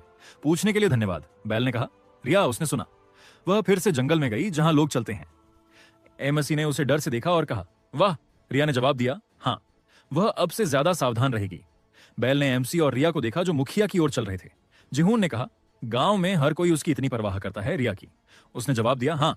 एमसी ने पूछा, क्या हुआ? वह थोड़ी उदास लग रही थी। रिया ने जवाब दिया, हाँ। अच्छा हुआ? उसने पूछा। वह चिल्लाई, जिससे एमसी डर गया। उसने पूछा, क्या? वह पूछती है, उसका नाम हे है। उसने आह भरी और कहा, उसका नाम जिहून है, किम जिहून। उसे लगता है कि इन जगहों के लिए यह काफी असामान्य नाम है। रिया ने कहा, रिया लिंड्रियन पनीडी सैलड। एमसी ने फिर पूछा, क्या? उसने कहा, यह उसका नाम है। खरगोश ने पूछा, रिया, क्या तुम्हारा पैर ठीक है? रिया उसके बगल में बैठ गई और कहा कि उसने उसे ठीक कर लिया है, तो अब सब ठीक है। यह सुरंग कहां जाती है? जिहून ने उसकी ओर देखा और सोचा, उसे लगा कि वह अचानक ज्यादा खुश मिजाज हो गई थी। उसे लगता है कि वह बस अपना नाम बताना चाहती थी। मुख्य कार्य राक्षसों को एकजुट करना और एक गुट बनाना है, राक्षसों का वही गुट। सच में? रिया ने एमसी के विचारों को बीच में ही काट दिया और पूछा कि वह वहां क्या कर रहा था। उसने कहा कि अब जाओ, उन्हें मुखिया से मिलना है। उसने उसकी ओर देखा और कहा, बिल्कुल। जिहून ने सोचा कि क्या वह उसे अभी भी हे कहती है। उसने उसका नाम क्यों पूछा था? रिया मुड़ी और उसे जल्दी करने का आदेश दिया। उसने जवाब दिया, हाँ हाँ। एमसी ने सोचा, राक्षसों को एकजुट करना और एक गुट बनाना, क्या वह ऐसा कर पाएगा? थोड़ी देर बाद मुखिया ने कहा, वह गांव उसे सौंपता है। रिया की आंखें हैरानी से चौड़ी हो गईं और एमसी जो उसने सुना उससे जम गया। उसने 1 मिनट मांगा और रिया चिल्लाई, मुखिया। आदमी मुड़ा और कहा, वह पहले ही बहुत बूढ़ा हो चुका है। जिहून बोला, लेकिन वह गांव के बारे में कुछ नहीं जानता। रिया चिल्लाई, तुम क्या बात कर रहे हो? वह उसे सिर्फ किसी सपने की वजह से गांव सौंपना चाहता है। वह पहली बार यहां आया है। तुम उसे गांव पर कैसे भरोसा कर सकते हो? बूढ़ा आदमी हंसा और कहा, फैसला पहले ही हो चुका है।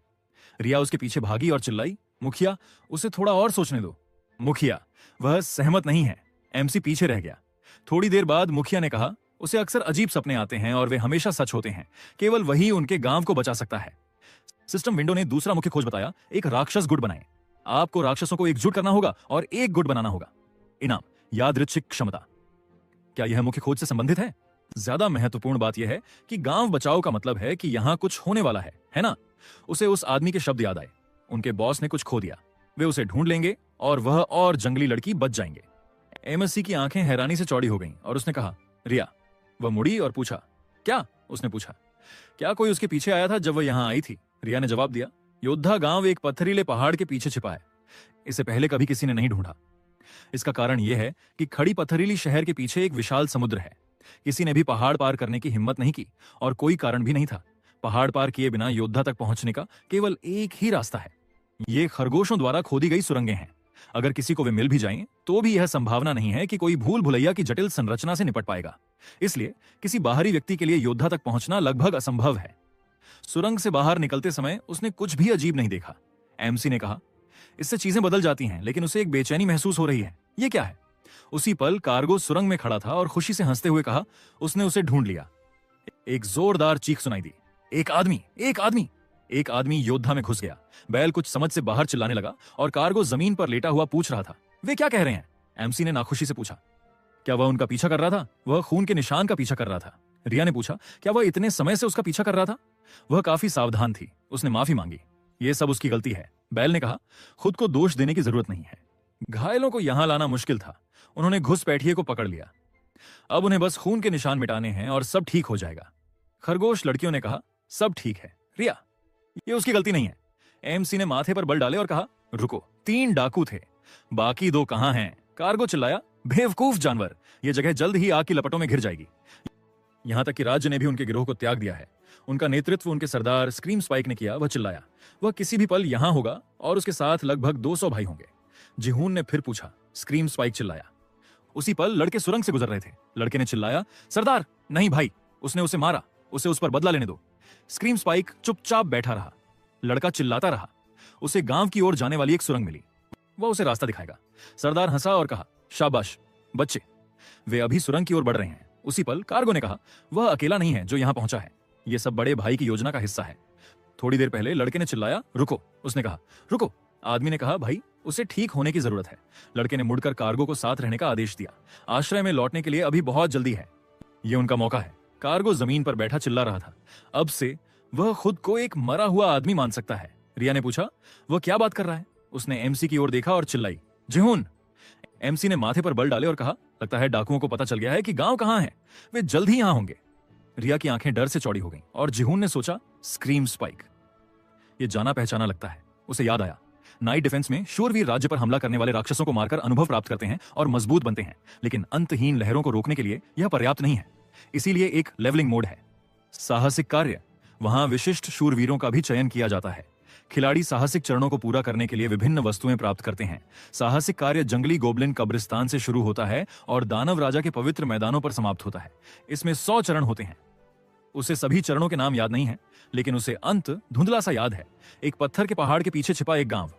उसे याद है कि हर चरण की एक पृष्ठभूमि कहानी थी, लेकिन एमसी ने सब कुछ नहीं पढ़ा था। उसे स्क्रीम स्पाइक के ठिकाने के बारे में सिस्टम विंडो याद आई। यह कुख्यात स्क्रीम स्पाइक के नेतृत्व में एक क्रूर गिरोह है, लेकिन जिहून एक बात के लिए निश्चित हो सकता है, योद्धा नाम का कोई चरण नहीं है। खेल के कथानक के अनुसार यह जगह नष्ट हो गई थी। कार्गो ने कहा कि उसके पास एक प्रस्ताव है। वह बॉस से उसे बख्शने के लिए कहेगा जो उसे आजाद करेगा। एमसी ने सोचा कि जानवर इन शब्दों को शायद न समझें, लेकिन वे पहले ही उनके दिलों में उतर चुके थे। लड़की ने कहा कि कुछ गड़बड़ है, ये डर है। रिया ने अपना सिर नीचे किया और कहा, यह उसकी वजह से है, उसके योद्धा की वजह से, उनका गांव। एमसी ने सोचा, अगर ऐसा चलता रहा तो सब मारे जाएंगे। कार्गो चिल्लाया। उसने कहा, उन्हें उसे खोलने दो। एमसी ने सोचा, योद्धा डाकुओं का ठिकाना बन जाएगा, वह ऐसा नहीं होने दे सकता। कार्गो चिल्लाया, क्या वे मरना चाहते हैं या क्या? जिहून आगे बढ़ा और सोचा, योद्धा उसके राक्षस गुट का गढ़ बन जाएगा। कार्गो चिल्लाया, वह यही है, उसे जल्दी से अनुवाद करने दो। एमसी ने अपनी मुट्ठी भींची और आदमी के चेहरे पर मारा। योद्धा उनका अकेला होगा। कार्गो जोर से चिल्लाया और जानवर ने हैरानी से देखा कि क्या हो रहा था। रिया ने अपना चेहरा पकड़ा और कहा, जिहून! उसने कहा, बेकार की बकवास बहुत हुई। उसने लड़ने का सुझाव दिया। वे किसी भी कीमत पर योद्धा की रक्षा करेंगे। थोड़ी देर बाद बैल ने कहा, यह असंभव है। उसने एमसी से पीछे देखने को कहा। उन्होंने पहाड़ के पीछे एक गांव बनाया और यहां शरण ली, क्योंकि वे कमजोर हैं। यहाँ ज्यादातर महिलाएं और बच्चे रहते हैं जिन्होंने कभी सचमुच लड़ाई नहीं की। सशस्त्र डाकुओं का विरोध करना तो दूर की बात है। मुखिया हंसा और मुड़कर उसकी ओर देखा। उसने पूछा, वह हमेशा समझदार थी, है ना? चूंकि सब इकट्ठा थे, वह फिर से कहेगा, आज से जिहून योद्धा का मुखिया है। उसी पल स्क्रीन स्पाइक रुका और पूछा, तो यह वह जगह है? लड़के ने जवाब दिया, हाँ यही है। स्क्रीम स्पाइक ने कहा, पहाड़ के पीछे छिपा एक गांव, उसे यह पसंद है। उसने इसे भी कब्जा करने का सुझाव दिया और वे यहां एक आश्रय बनाएंगे। आगे बढ़ो। उसने अपने डाकुओं को सबको मारने का आदेश दिया। थोड़ी देर बाद एक बैल गेट के पास खड़ा था और कहा, लगभग 200 डाकू और उनके लड़ाके होंगे, जिसमें वह भी शामिल है। 3 बैल, 2 हिरण, 5 भेड़ें, 1 लोमड़ी और अंत में खरगोश। उनके पास कम से कम 101 लड़ाके और ज्यादा से ज्यादा 112 हैं। क्या उनके जीतने का कोई मौका है? एमसी ने अपना हाथ अपने चेहरे पर रखा और कहा, दुश्मन दोगुने होंगे। हाँ, लेकिन यह कोई साधारण लड़ाई नहीं है। खेलों में संख्याएं मायने नहीं रखती, बल्कि व्यक्तिगत विशेषताएं यानी रैंक और स्तर मायने रखते हैं। रिया पर हमला हुआ, लेकिन वह एक ही वार में डाकू को मार सकी। 3 मुश्किल से, लेकिन वह अकेले 2 को हरा देती। बैलों ने कहा कि स्थानीय लोगों ने पहले कभी लड़ाई नहीं की थी, लेकिन इसका मतलब यह हो सकता है कि शायद वे उन्हें कम आंकते हैं। उनकी क्षमता उतनी कमजोर नहीं है जितनी लगती है। उसने चिल्लाया, जानवर रूप। अगर सबका स्तर लगभग रिया जैसा होता तो वे दुश्मन की संख्यात्मक श्रेष्ठता को पार कर पाते। वह बैल की ओर मुड़ा और उसने खुद को ब्रिमलॉक द टोर कहने को कहा। जिहून ने कहा, टोर योद्धा के मानकों के अनुसार रिया कितनी मजबूत है? उसने एक कलम से अपना चेहरा खुजाया और कहा कि वह कितनी मजबूत है। एमसी ने सोचा, हाँ, अब जब मैं सोचता हूं तो यह शुरुआती खोज है। यह असंभव नहीं हो सकता है ना? ब्रिमलॉक ने कहा, वह सबसे मजबूत योद्धा और योद्धा है। अगर वे सब उस पर हमला भी करें तो भी वह जीतेगी। इन शब्दों के बाद जिहून का चेहरा काला पड़ गया और उसने सोचा, यानी अगर वे सब मिलकर उस पर हमला करते तो भी वे हार जाते। तो वे बिल्कुल बेकार हैं, है ना? थोड़ी देर बाद रिया ने कहा, सूर्यास्त तक लोग गुफा के प्रवेश द्वार तक पहुंच जाएंगे। एमसी ने पूछा, तो अभी भी समय है, लेकिन उसे कैसे पता? रिया ने जवाब दिया, खैर पूछा। उसने कार्गो की ओर देखा और पूछा, उसने पूछा, है ना? सबसे महान योद्धा से यही उम्मीद थी। वैसे डाकू ने कहा कि वे कुछ ऐसा ढूंढ रहे थे जो उनके सरदार ने खो दिया था। क्या उसे पता है कि वह क्या हो सकता है? रिया ने पूछा। इंसान के सरदार का सामान? एमसी ने जवाब दिया कि यह उन खजानों के बारे में हो सकता है जिन्हें जानवरों ने सदियों से संजो कर रखा था, या योद्धा की गहराइयों में संसाधन भंडारों के बारे में। रिया ने कहा, यह बस एक छोटा सा गांव है जहां उन जानवरों ने इकट्ठा हुए हैं जिन्होंने अपने घर खो दिए हैं। उनके पास निश्चित रूप से ऐसा कुछ भी नहीं है जो इंसानों को दिलचस्प लगे। जिहून ने माथे पर बल डाले और कहा, शायद उन्हें बस एक बहाने की जरूरत थी। उसी पल ब्रिमलॉक ने पूछा, वह क्या आदेश देगा? गांव के मुखिया? सब इंतजार कर रहे थे। एमसी वृषभ की ओर मुड़ा और विचार पूर्वक नीचे देखा। उसने सोचा कि दुश्मन की संख्यात्मक श्रेष्ठता की भरपाई के लिए उनके व्यक्तिगत आंकड़े ऊंचे होने चाहिए। योद्धा में सबसे मजबूत रिया है और फिर 111 जानवर हैं जो रिया को हरा नहीं सकते, भले ही वे सब मिलकर हमला करें। लेकिन क्या रिया सचमुच 111 लोगों को हरा सकती है? क्या खरगोश कमजोर हैं या रिया बस बहुत मजबूत है? उसे कुछ भी समझ नहीं आ रहा है। अगर वह खेलों की तरह सटीक स्तर और आंकड़े देख पाता तो वह अंदाजा लगा पाता। 1 मिनट रुको। आंकड़े? एमसी की आंखें हैरानी से चौड़ी हो गईं और उसे याद आया कि कैसे उसके सामने निष्क्रिय कौशल वाली एक सिस्टम विंडो दिखाई दी थी जिससे वह राक्षसों और वस्तुओं के आंकड़े देख सकता था। उसने तब उसे कैसे सक्रिय किया था? आमतौर पर जब आप ऐसी स्थिति में आंकड़े देखना चाहते हैं तो उसे बस ऐसे ही याद आया। वर्तमान में उसने अपना हाथ बढ़ाया और चिल्लाया, आंकड़े। रिया ने उसे उलझन में देखा, लेकिन कुछ नहीं हुआ। जिहून ने सोचा, आमतौर पर जब वह ऐसा करता था तो आंकड़ों वाली एक विंडो दिखाई देती थी। इन्वेंट्री भी खुल जाती है अगर आप इसे जोर से कहते हैं। उसी पल उसके सामने एबिस स्लॉट नामक एक इन्वेंट्री वाली एक सिस्टम विंडो दिखाई दी। जैसा कि उम्मीद थी, वह पूरी तरह से खाली था। एबिस स्लॉट तो यह नाम का पूरा संस्करण है। जाहिर है राक्षसों के पास अपनी इन्वेंट्री के लिए भी एक अलग नाम होता है, एबिस स्टोरेज। क्या? वैसे घटनाओं की अंतहीन श्रृंखला के कारण महल से भागने के बाद उसने बस इस पर ध्यान देना छोड़ दिया था। उसकी तलवार, वह अभी भी इतनी अचानक गिर गई थी। क्या उसने सचमुच तलवार को राज्य में ही कहीं फेंक दिया था? उसने अपनी मुट्ठी भींची और चिढ़कर अपना होंठ काटा। उसने सोचा, नहीं, उसे इसे अपनी इन्वेंट्री में या कहीं और रखना चाहिए था और वह अब इसे वापस नहीं ले सकता। तो चाहे कितना भी दुखद हो, वह अब इसके बारे में कुछ नहीं कर सकता। लेकिन आंकड़ों वाली विंडो क्यों नहीं खुल रही है? क्या कोई और तरीका है? उसके पास वर्तमान में 4 निष्क्रिय कौशल सक्रिय हैं। ये हैं अधिपति की दृष्टि, राक्षस संचारक निष्क्रिय कौशल, राक्षस सहानुभूति निष्क्रिय कौशल और राक्षस शारीरिक शक्ति निष्क्रिय कौशल। अधिपति की दृष्टि के अलावा अन्य निष्क्रिय कौशल पहली बार सक्रिय होने के क्षण से लगातार बनाए रखे जाते हैं। रिया छिड़कर चिल्लाई, उसे कब तक सोचना होगा? उसे अब कुछ करना होगा। दुश्मन पहले ही पास आ रहे हैं। एमसी ने सोचा, शायद उनमें से एक ने काम करना बंद कर दिया। रिया ने अपना सिर नीचे किया और पूछा कि उन्हें क्या करना चाहिए। यह उसकी गलती है। वह योद्धा और ग्रामीणों की रक्षा करना चाहती है। जिहून ने सोचा, रिया, है ना? बिल्कुल समय नहीं है। आंकड़ों वाली विंडो कैसे खोलें या आंकड़े कैसे जांचें, इस पर जुनूनी होने का कोई मतलब नहीं है। उसने रिया की ओर देखा और सिस्टम विंडो ने बताया कि लक्ष्य की पहचान हो गई थी और अधिपति की दृष्टि सक्रिय हो गई थी। एएमसी ने हैरानी से सोचा, लक्ष्य पहचान? अगर आप इसके बारे में सोचते हैं तो इन्वेंट्री उसके पास मौजूद वस्तुओं को देखने के लिए एक सिस्टम फंक्शन है, इसीलिए यह सिर्फ सोचने से काम कर गया। लेकिन अधिपति की दृष्टि एक कौशल है, यह आपको राक्षसों और वस्तुओं के आंकड़े देखने की अनुमति देता है। सब कुछ सरल निकला। निष्क्रिय कौशल। अधिपति की दृष्टि को सक्रिय करने के लिए बस एक लक्ष्य चुनें और उसके आंकड़ों के बारे में सोचें, इसीलिए इसे अधिपति की दृष्टि कहा जाता है। तो रिया के आंकड़े बी रैंक के हैं। बी रैंक एक मध्य श्रेणी के शूरवीर के समान स्तर है। उसने सोचा था कि वह कमजोर थी। एक जल तत्व योद्धा, उसके आंकड़े हमले की शक्ति पर केंद्रित हैं, तो उसका कौशल सचमुच जानवर रूप है। रिया ने कहा, जिहुन, उसके लिए यह मुश्किल होगा क्योंकि वह अचानक गांव का मुखिया बन गया है, लेकिन क्या वह उसकी बात सुनता है? एमएससी ने जवाब दिया, हाँ। रिया ने कहा, आखिरकार वह अब मुखिया है। एमएससी ने दिल देखा और सोचा, यह क्या है? उसने उसे छेड़ा और रिया ने कहा कि वह उसकी मदद के लिए सब कुछ करेगी। जून ने दिल को छेड़ना शुरू किया और सोचने लगा कि सूचक क्यों गिर रहा है। असल में वह रिया की नाक में उंगली कर रहा था, जो बहुत गुस्से में थी। उसने कहा कि वह उसके ठीक सामने बोल रही है, लेकिन एमसी ने पूछा, उसका हाथ क्यों? रिया ने नाराजगी से चिल्लाया, वह ऐसे ही मजाक कर रहा है, और उन्होंने उसे मुखिया के रूप में योद्धा का भाग्य सौंप दिया। एमसी ने कहा, नहीं, उसने जानबूझकर ऐसा नहीं किया। रिया चिल्लाई, विश्वास करना मुश्किल है। थोड़ी देर बाद ब्रिमलॉक ने ग्राम प्रधान से पूछा। एमसी ने कहा, टॉर, उसे सभी ग्रामीणों को यहां लाने दो। ब्रिमलॉक ने कहा, मुखिया। फिर वह मुड़ा और हाथ हिलाकर कहा कि वह ठीक है। वह हंसा और कहा, कृपया। थोड़ी देर बाद अगला अगला अगला की आवाजें सुनाई दी। जिहून एक चट्टान पर बैठा और सभी की जांच की। एक भेड़ उसके पास आया और कहा, वह आखिरी है। एमसी ने उसके माथे को छुआ और कहा, सभी के आंकड़े जांचने में बहुत थकावट होती है। योद्धाओं की आबादी 114 थी, जिसमें वे भी शामिल थे। उनमें से सबसे उच्च रैंक वाला निस्संदेह राइजेल ड्रैक था। एक एस रैंक राक्षस के लिए एक सामान्य हमला बहुत कमजोर लग रहा था, लेकिन सब कुछ जादुई हमले और रक्षा पर केंद्रित था। और ड्रैगन की सांस एक ही बार में आपके सभी मनन खत्म कर देती है। एक दिन बाद भी केवल आधा ही ठीक हुआ था, इसलिए हर 2 दिन में एक बार ही इस्तेमाल हो सकता है। इस लड़ाई में ड्रैगन की सांस का उपयोग नहीं किया जा सकता। इस समय उसके पास बी रैंक की रिया और सी रैंक का टॉरस है, बाकी ज्यादातर ई रैंक के हैं। अब वह समझ गया है कि वे सब मिलकर रिया को क्यों नहीं हरा सकते। राज्य के शूरवीरों की तुलना में डी रैंक एक शूरवीर प्रशिक्षु है, और ई रैंक तो ग्रेडिंग प्रणाली में भी नहीं है।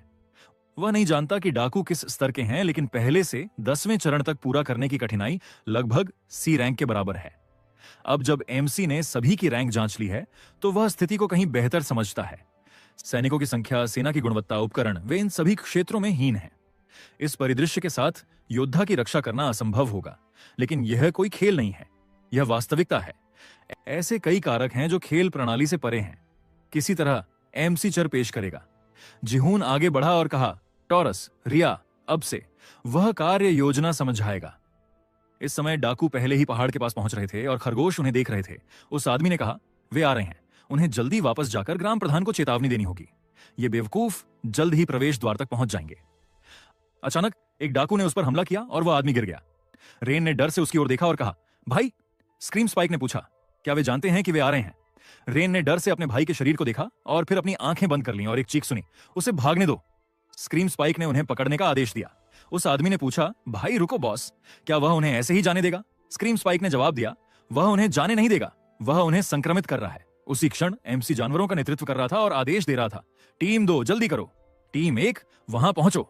रेन सुरंग से बाहर भागी और चिल्लाई, वे यहां हैं। इंसान? रिया ने पूछा, रेन, उसे खून क्यों आ रहा है? वह भागी और चिल्लाई, इंसान पहले ही यहां आ चुके हैं। एमसी के हाथ कांपने लगे और उसने मुट्ठी बांध ली और सोचा, वह अकेला खिलाड़ी है जिसने 100 लहरों का सामना किया है। यह राक्षस गुट में रक्षा की पहली पंक्ति है। वह उन्हें किसी भी कीमत पर आगे नहीं बढ़ने देगा। डाकू पहले ही सुरंग के पास पहुंच रहे थे और स्क्रीम स्पाइक ने पूछा, तो यह है लोमड़ी का मांद? उस आदमी ने जवाब दिया, हाँ बॉस, उन्होंने रास्ता पता कर लिया है। स्क्रीम स्पाइक ने कहा कि वह इसे लंबा खींचना नहीं चाहता था। उसने सूर्यास्त से पहले खत्म करने का सुझाव दिया। डाकुओं ने जोर से और सहमति से चिल्लाया। रिया ने कहा, वह यहां है, क्या उनकी योजना काम करेगी? एमसी ने कहा, इस ऑपरेशन के लिए शुरुआत महत्वपूर्ण है। उस आदमी ने कहा, इस गति से वे शायद आधे घंटे में गांव पहुंच जाएंगे। स्क्रीम स्पाइक ने कहा, यहां शांति है। डाकू मुस्कुराया और कहा, वे बेवकूफ, वे गांव में छिपकर डर से कांप रहे लगते हैं। उस कमीने ने उसे मारा था, वह उससे व्यक्तिगत रूप से बदला लेगा। उसने अपने पैरों की ओर देखा और कहा, जमीन के नीचे से आवाज आ रही है। जमीन फटने लगी और आदमी चिल्लाया, सब हट जाओ। डाकू जमीन में गिर गए और स्क्रीम स्पाइक ने आखिरी क्षण में उस आदमी को पकड़ लिया। डाकू चिल्लाया, उसकी बांह और पैर टूट गए हैं। वह आदमी बाहर निकला और कहा, बॉस, इन बेवकूफों ने जाल बिछाए हैं। यह एक जाल है जिसे गड्ढे खोदकर, उन्हें लकड़ी के तख्तों से ढककर और फिर मिट्टी और पत्थरों की एक परत डालकर बनाया गया है। जब भार एक निश्चित वजन से अधिक हो जाता है तो सहायक बीम टूट जाते हैं और लक्ष्य सीधे गड्ढे में गिर जाता है। उस आदमी ने कहा, जब वे कल यहां से गुजरे थे तो कोई जाल नहीं थे। अगर यहां और भी हैं तो ये बहुत खतरनाक है। आदमी चिल्लाया, बॉस, यहां और भी जाल बिछे होने की संभावना है। अगर वे बेतरतीब ढंग से जाते हैं तो ऐसा ही होगा। स्क्रीम स्पाइक ने कहा, वे बेवकूफ हैं। उसने एक हाथ से एक बड़ा पत्थर पकड़ा और उसे घुमाया। उन लोगों ने चिल्लाया, जाल! उन्हें कैसे पता चला कि इसे कहां लगाना है? स्क्रीम स्पाइक ने कहा, यह एक चट्टानी पहाड़ में कृत्रिम रूप से खोदी गई गुफा है। मूल रूप से यहां एक ठोस चट्टानी सतह थी। भले ही उन्होंने गड्ढे खोदे, उसे लकड़ी से ढका और ऊपर मिट्टी और पत्थर जमा किए, अगर आप करीब से देखें तो अंतर देखा जा सकता है। उस आदमी ने जवाब दिया। अब उसे यह स्पष्ट हो गया है, जहां बहुत सारी बजरी है वे जाल हैं, अपनी दयनीय चालों वाले जंगली। स्क्रीम स्पाइक ने कहा कि शायद शिकारी इसमें फंस जाएंगे, लेकिन शाकाहारी अर्धमानव कमजोर हैं। ये जाल केवल उनकी कमजोरी की पुष्टि करते हैं। उसने कुछ लोगों को पीछे छोड़ने का आदेश दिया ताकि गिरे हुए लोगों को बाहर निकाला जा सके। वे जालों को दरकिनार करते हुए अपनी प्रगति जारी रखते हैं। रिया ने कहा कि उन्हें जाल मिल गए हैं। उस स्थिति में एमसी ने अपनी मुट्ठी भींची और कहा, योजना के अनुसार। रिया ने पूछा, क्या उन्हें उसे ढूंढने देना योजना का हिस्सा है? एमसी ने कहा कि पूरे पत्थर को तराशना अर्धमानव की बढ़ी हुई ताकत के साथ भी बहुत अधिक समय लेगा। इतने कम समय में छेदों को पूरी तरह से छिपाना असंभव था। उसने मान लिया कि ये जल्दबाजी में बनाए गए जाल एक बार से ज्यादा किसी भी समझदार व्यक्ति पर काम नहीं करेंगे। केवल 2 गहरे जाल हैं, बाकी सब नकली हैं। यह इसलिए है ताकि उनके पास अगले चरण के लिए समय हो। जालों के कारण वे बहुत धीमे हो जाएंगे। रिया ने उसे आश्चर्य से देखा और उसने अगले पर बढ़ने का सुझाव दिया। उसी क्षण पहाड़ की एक दीवार फटने लगी। उस आदमी ने कहा, आगे चौराहे पर वे दाहिने जाएंगे और वे सही जगह पहुंच जाएंगे। स्क्रीम स्पाइक ने पूछा, चौराहे पर? असल में उस आदमी ने तीनों रास्तों को देखा और चिल्लाया, क्या ऐसा पहले नहीं हुआ है? उसने इन खरपतवारों को पहले भी देखा है। उसकी राय में बायां है, दायां नहीं। उस आदमी ने कहा, वह सही सोच रहा था। स्क्रीम स्पाइक ने कहा, लगता है कि वे सस्ते जालों और भ्रमों के बारे में बहुत कुछ जानते हैं, लेकिन यह उन्हें रोक नहीं पाएगा। वह समझ गया। इस तरह वे समय खरीद रहे हैं। वे गांव में कुछ तैयार कर रहे हैं। उन्हें हिचकिचाना नहीं चाहिए। वे 3 दस्तों में भटकर आगे बढ़ते हैं। बाईं सुरंग उसका भाई, जिसका उपनाम क्रेन है, वह लेगा। बीच वाली डंप के लिए और वह दाहिनी वाली लेगा। सभी अपनी सुरंगों में चले गए। जिसके बाद उस आदमी ने कहा, आगे एक बंद रास्ता है। क्रेन ने असंतोष से कहा, भयानक, गलत रास्ता। उसने वापस जाने का आदेश दिया। उसी समय किसी ने कहा, बॉस, डंप एक रोशनी है। उसने खुशी से अपना हथौड़ा पकड़ा और कहा, हाँ, ये रहा। उसने सभी को युद्ध के लिए तैयार होने का आदेश दिया। उस आदमी ने अपना हाथ आगे बढ़ाया और कहा, बॉस, उसे देखने दो। निकास। स्क्रीम स्पाइक मुस्कुराया और कहा, केवल दाहिनी सुरंग ही सही थी। ये लोग कितने बदकिस्मत। उसने उन सभी को बिना दया के मारने का आदेश दिया। डंप आगे बढ़ा और चिल्लाया, हमला करो। अचानक स्क्रीम स्पाइक रुक गया और आश्चर्य से अपनी आंखें चौड़ी कर लीं। उसने पूछा, यह क्या भयानक है? वह निकास के पास खड़ा था, लेकिन जो पहाड़ के चारों ओर खोदा गया था। डंप चिल्लाया, उन्होंने उन्हें ढूंढ लिया है। उसने अपनी स्थिति बनाए रखने का आदेश दिया। वह मुड़ा और उस आदमी को चौराहे पर वापस जाकर बॉस और डिप्टी को सूचित करने का आदेश दिया। उस आदमी ने जवाब दिया, हाँ, बॉस। उस आदमी ने किनारे की ओर इशारा किया और उन्हें देखने का आदेश दिया। कार्गो एक पेड़ के पास बंधा बैठा था। डाकू ने जोर से चिल्लाया, कार्गो, कार्गो, तुम बेवकूफ राक्षस। डंप उसके पास दौड़ा और पूछा, कार्गो, क्या वह ठीक है? कार्गो चिल्लाया, बॉस को क्या हुआ है? और डिप्टी? ईस्की ने चारों ओर देखा और पूछा, उनमें से इतने कम क्यों बचे हैं? उसी क्षण वह डाकू जिसे आगे भेजा गया था सुरंग के साथ चल रहा था। रिया ने उस पर हमला किया और वह एक तरफ उड़ गया। एमसी ने अपनी बाहें मोड़ी और कहा, वे अभी अपनी योजनाएं उजागर नहीं कर सकते। यह संख्यात्मक लाभ बड़ी मुश्किल से जीता गया था। समय बचाने के लिए झूठे जालों का उपयोग करके उन्होंने दुश्मन को भ्रमित करने के लिए इलाके को बदल दिया। ये आदिम जाल वे दुश्मन को उन्हें कम आंकने और अपनी सेनाओं को विभाजित करने पर मजबूर करते हैं। उसी क्षण कार्गो चिल्लाया, वे बढ़ गए हैं। 60 के खिलाफ 3, ये पर्याप्त नहीं है। अब वे घिरे हुए हैं, अपनी संख्यात्मक कमी को एक लाभ में बदल रहे हैं। डंप ने चारों ओर देखा और पाया कि जानवरों ने उन्हें चारों ओर से घेर लिया था। 60 के खिलाफ 113 लड़ाके। जिहून सुरंग से बाहर निकला और कहा, सभी इकाइयां हमला करो। उसकी असली योजना अब शुरू होती है। डंप ने अपना हथौड़ा घुमाया और उन सभी को मारने का आदेश दिया। डाकू जानवरों की ओर दौड़े और एमसी चिल्लाया, अभी अभी सभी इकाइयां जानवर में बदल जाओ। डाकू ने हवा में मुक्का मारा और आश्चर्य से अपनी आंखें चौड़ी कर लीं। उसने पूछा, क्या वे गायब हो गए? एमसी ने सोचा कि जब जानवर बदलते हैं तो वे धुआं छोड़ते हैं। उसे याद आया कि उसने यह कुछ समय पहले देखा था और कहा था, वाह, अगर वे इसे युद्ध में इस्तेमाल करते हैं तो वे एक धुएं का पर्दा बना सकते हैं। अगला लक्ष्य टॉरस वह है। ब्रिमलैक्स डाकुओं के पीछे से आया और उन पर हमला करके उन्हें एक तरफ धकेल दिया। एक जोरदार चीख सुनाई दी, बेवकूफ। वह आदमी अपना हथियार घुमा रहा था जब अचानक खरगोशों ने उस पर हमला किया और उसके चेहरे पर मारा। डाकू भागने लगे और चिल्लाए, भयानक खरगोश, रुको। डाकुओं ने भेड़ को पीटा और उसे मरने का आदेश दिया। इससे चोट नहीं लगी, लेकिन यह अपमानजनक था। उसे समझ नहीं आया कि वे क्यों शामिल नहीं हो रहे थे। अचानक डाकुओं के शरीर पर पत्थर उड़े, जिससे उन्हें दर्द हुआ। उस आदमी ने अपना सिर पकड़कर चिल्लाया। राइजल ड्रेक उनके पास से उड़ गया और उन्होंने उसे यहां आने का आदेश दिया। संख्यात्मक लाभ और धुएं के कारण अचानक हमलों के साथ उन्होंने लाभ प्राप्त किया। यह योजना निश्चित रूप से उन्हें जीत दिलाएगी। एक तरफ से एक चीख सुनाई दी, वह किसे चढ़ा रहा है? कार्गो ने उसे कवर करने का आदेश दिया। भयानक खरगोश, उसने एक भाला निकाला और उसे मरने का आदेश दिया। एमसी ने यह देखा और रिया से इस तरफ समर्थन करने को कहा। उसने जवाब दिया। वह समझ गई। वह जल्दी से मदद करने के लिए बढ़ी और जिहून ने सोचा, कितनी तेज। कार्गो ने भौहें चढ़ाई और कहा, खरगोश बेवकूफ, वह उन्हें मार डालेगा। उसने गोली चलाई और वह रिया की ओर उड़ी। उसने यह देखा और चकमा दिया, फिर कलाबाजी की और डाकू को मारने की कोशिश की। वह मुस्कुराया और पूछा, क्या वह बस इतना ही कर सकती है? रिया नीचे कूदी और अप्रत्याशित रूप से डाकू के चेहरे पर लात मारी। उसने उसे जमीन पर गिरा दिया और अगले पर बढ़ गई। कार्गो ने आश्चर्य से पूछा, वह क्या कर रही है? वह उसके पास पहुंची और वह डर से चिल्लाया, भयानक जानवर। रिया ने उस पर हमला किया, उसे जमीन पर पटक दिया। उसने उसे फिर से उन्हें कम न आंकने का आदेश दिया। डंप केंद्र में खड़ा था, चिड़चिड़ाहट में अपनी मुट्ठी भींचे हुए। उसने कहा, यह बेवकूफ। उसने कौशल सक्रिय किया और एक बांह की मांसपेशियां बढ़ गईं। एमएससी ने पूछा, कौशल? वह राक्षसों के उस पहलू के बारे में नहीं जानता, लेकिन शूरवीर रक्षा में कौशल केवल सी रैंक और उससे ऊपर के शूरवीरों के लिए उपलब्ध है। डंप, उसके पास सी रैंक है। उसका कौशल एक शक्ति वृद्धि है जो उसके आकार को बढ़ाती है और उसका हमला और रक्षा 50% बढ़ गई। उसने कहा, वे दयनीय मूर्ख हैं, वे छोटे राक्षसों से हार रहे हैं। डंप ने अपने डाकुओं को कमजोर कहा जब अचानक उसके बगल में एक पेड़ का तना टूट गया। वह मुड़ा और ब्रिमलैक को देखा। डंप ने पूछा, वह क्या है? वह दूर धकेल दिया गया और गायब हो गया और जिहून ने उसे आश्चर्य से देखा।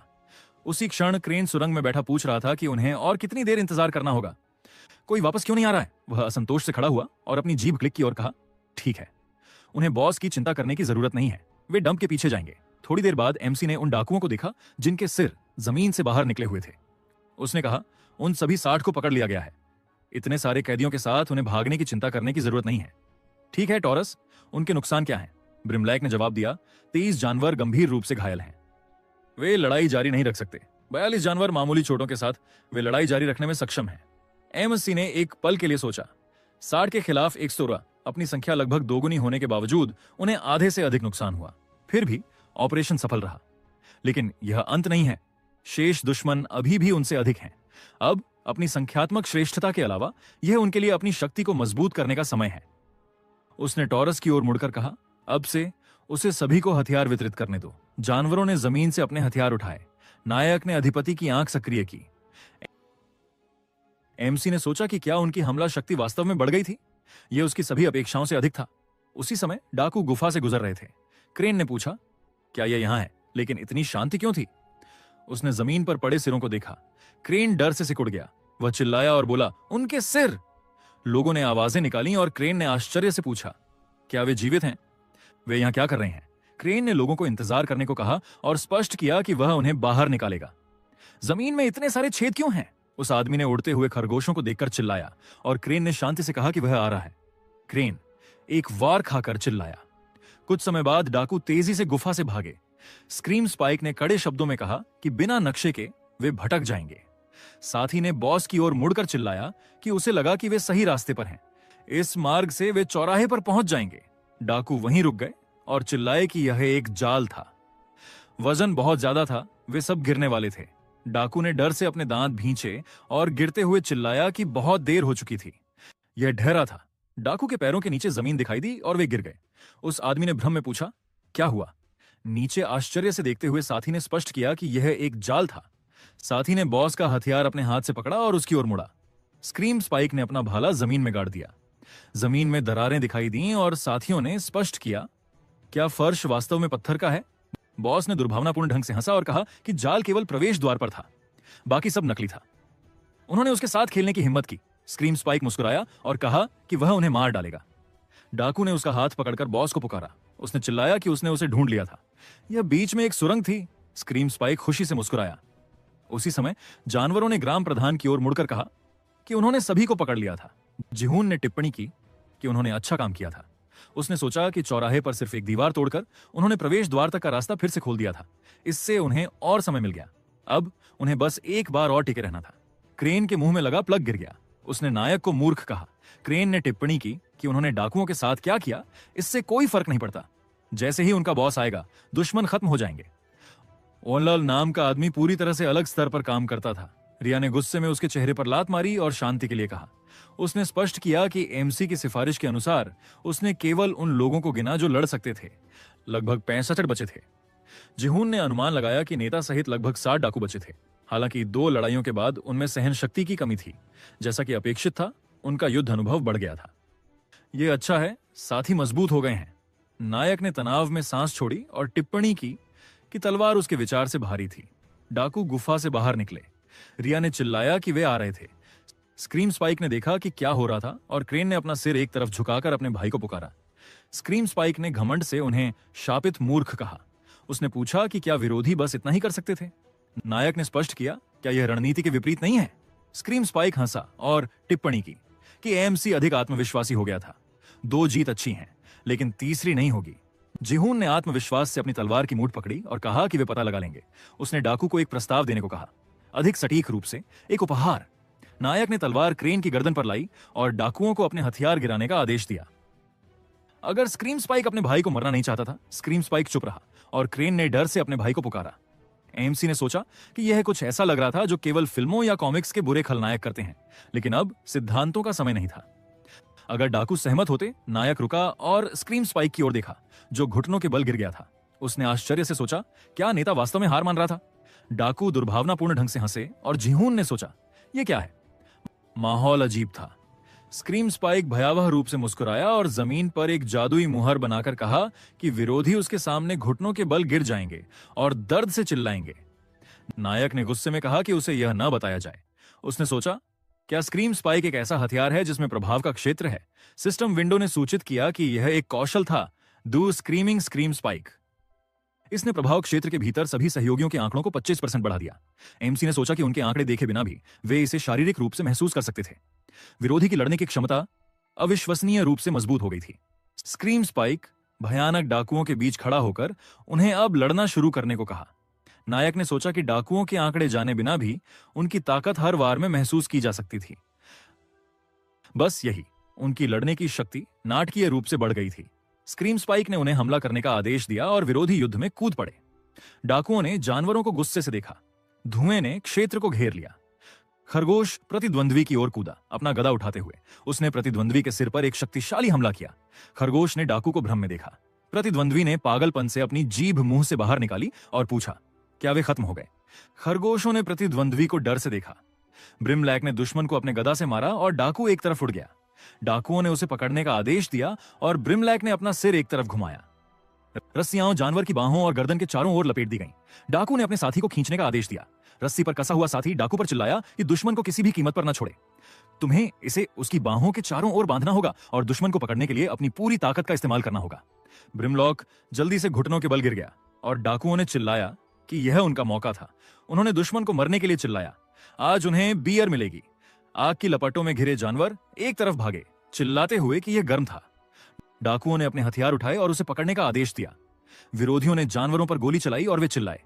नायक ने सोचा कि हथियार का उपयोग करके अपनी युद्ध शक्ति बढ़ाने और स्तर बढ़ाने के लिए अनुभव प्राप्त करने के बाद भी उन्हें अभी भी पीछे धकेला जा रहा था। एमसी ने कड़े शब्दों में पूछा, रिया कहां है? उसी समय उसने डाकू को एक शक्तिशाली लात मारी। रिया जमीन पर फिसल गई। उसने भारी सांस छोड़ी, अपने चारों ओर दुश्मनों को देखते हुए। रिया ने कड़े शब्दों में अपने हाथ से अपने चेहरे से पसीना पोंछा। जिहून ने गुस्से में अपने दांत भींचे और चिल्लाया कि रिया भी अपनी सीमा पर थी। रिया नायक के पास से उड़ गई। उसने जोर से एक पेड़ से टकराया और धुएं ने क्षेत्र को घेर लिया। रिया अपने चेहरे पर घावों के साथ जमीन पर पड़ी थी।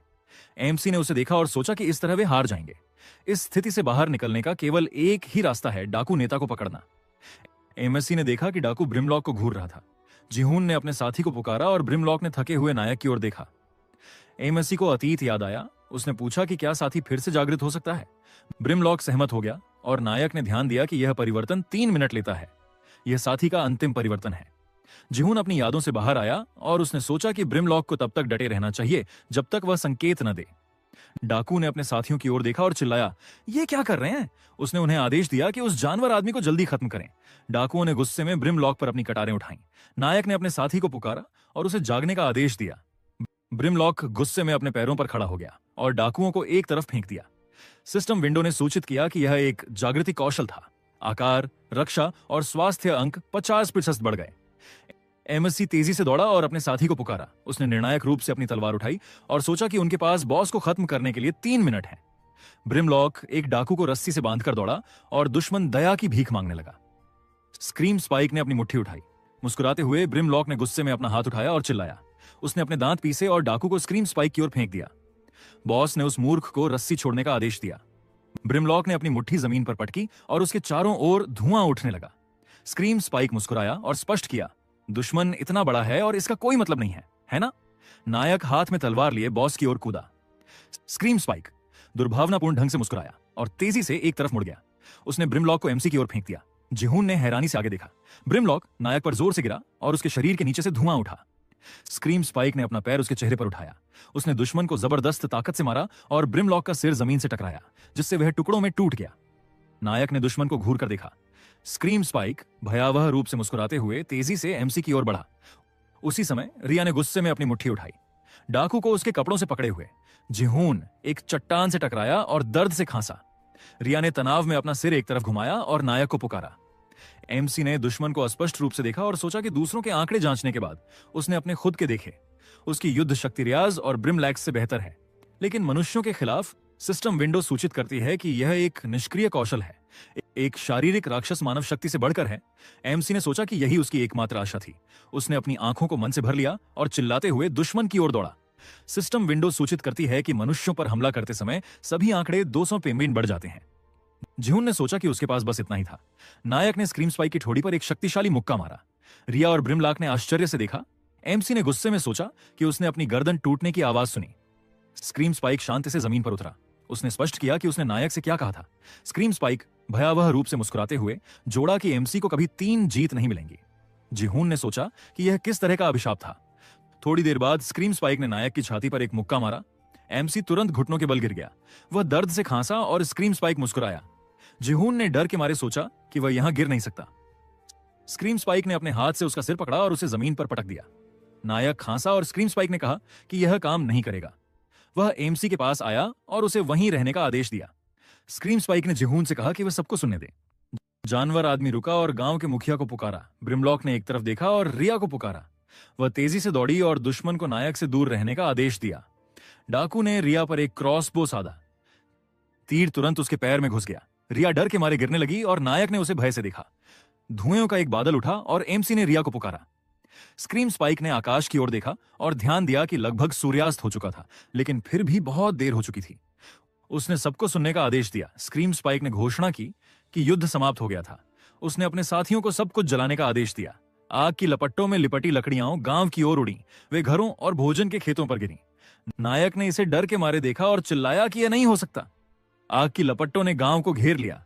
जानवर आदमी डर से चिल्लाए और कहा कि यह आग थी। उन्होंने अपने साथियों से भागने को कहा। हमें सब कुछ छोड़ देना चाहिए, डाकुओं ने खुशी से चिल्लाया। सब कुछ जलने दो।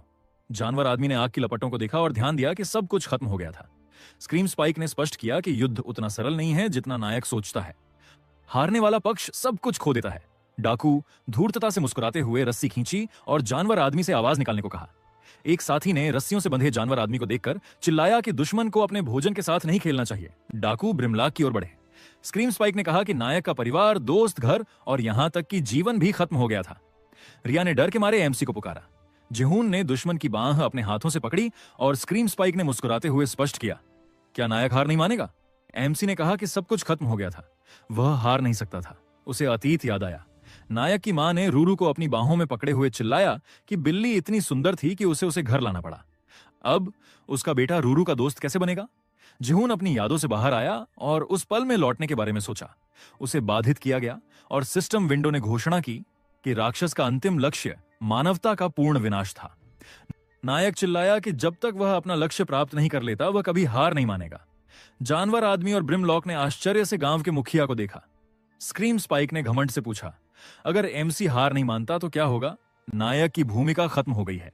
जिहून ने डर के मारे हथियार की ओर देखा। रिया की आंखों में चमकीला चांद चमक रहा था। वह तेजी से स्क्रीम स्पाइक के पास से दौड़ी। खून एक तरफ बह गया और स्क्रीम स्पाइक अचेत हो गया। रिया के हाथ से खून बह रहा था।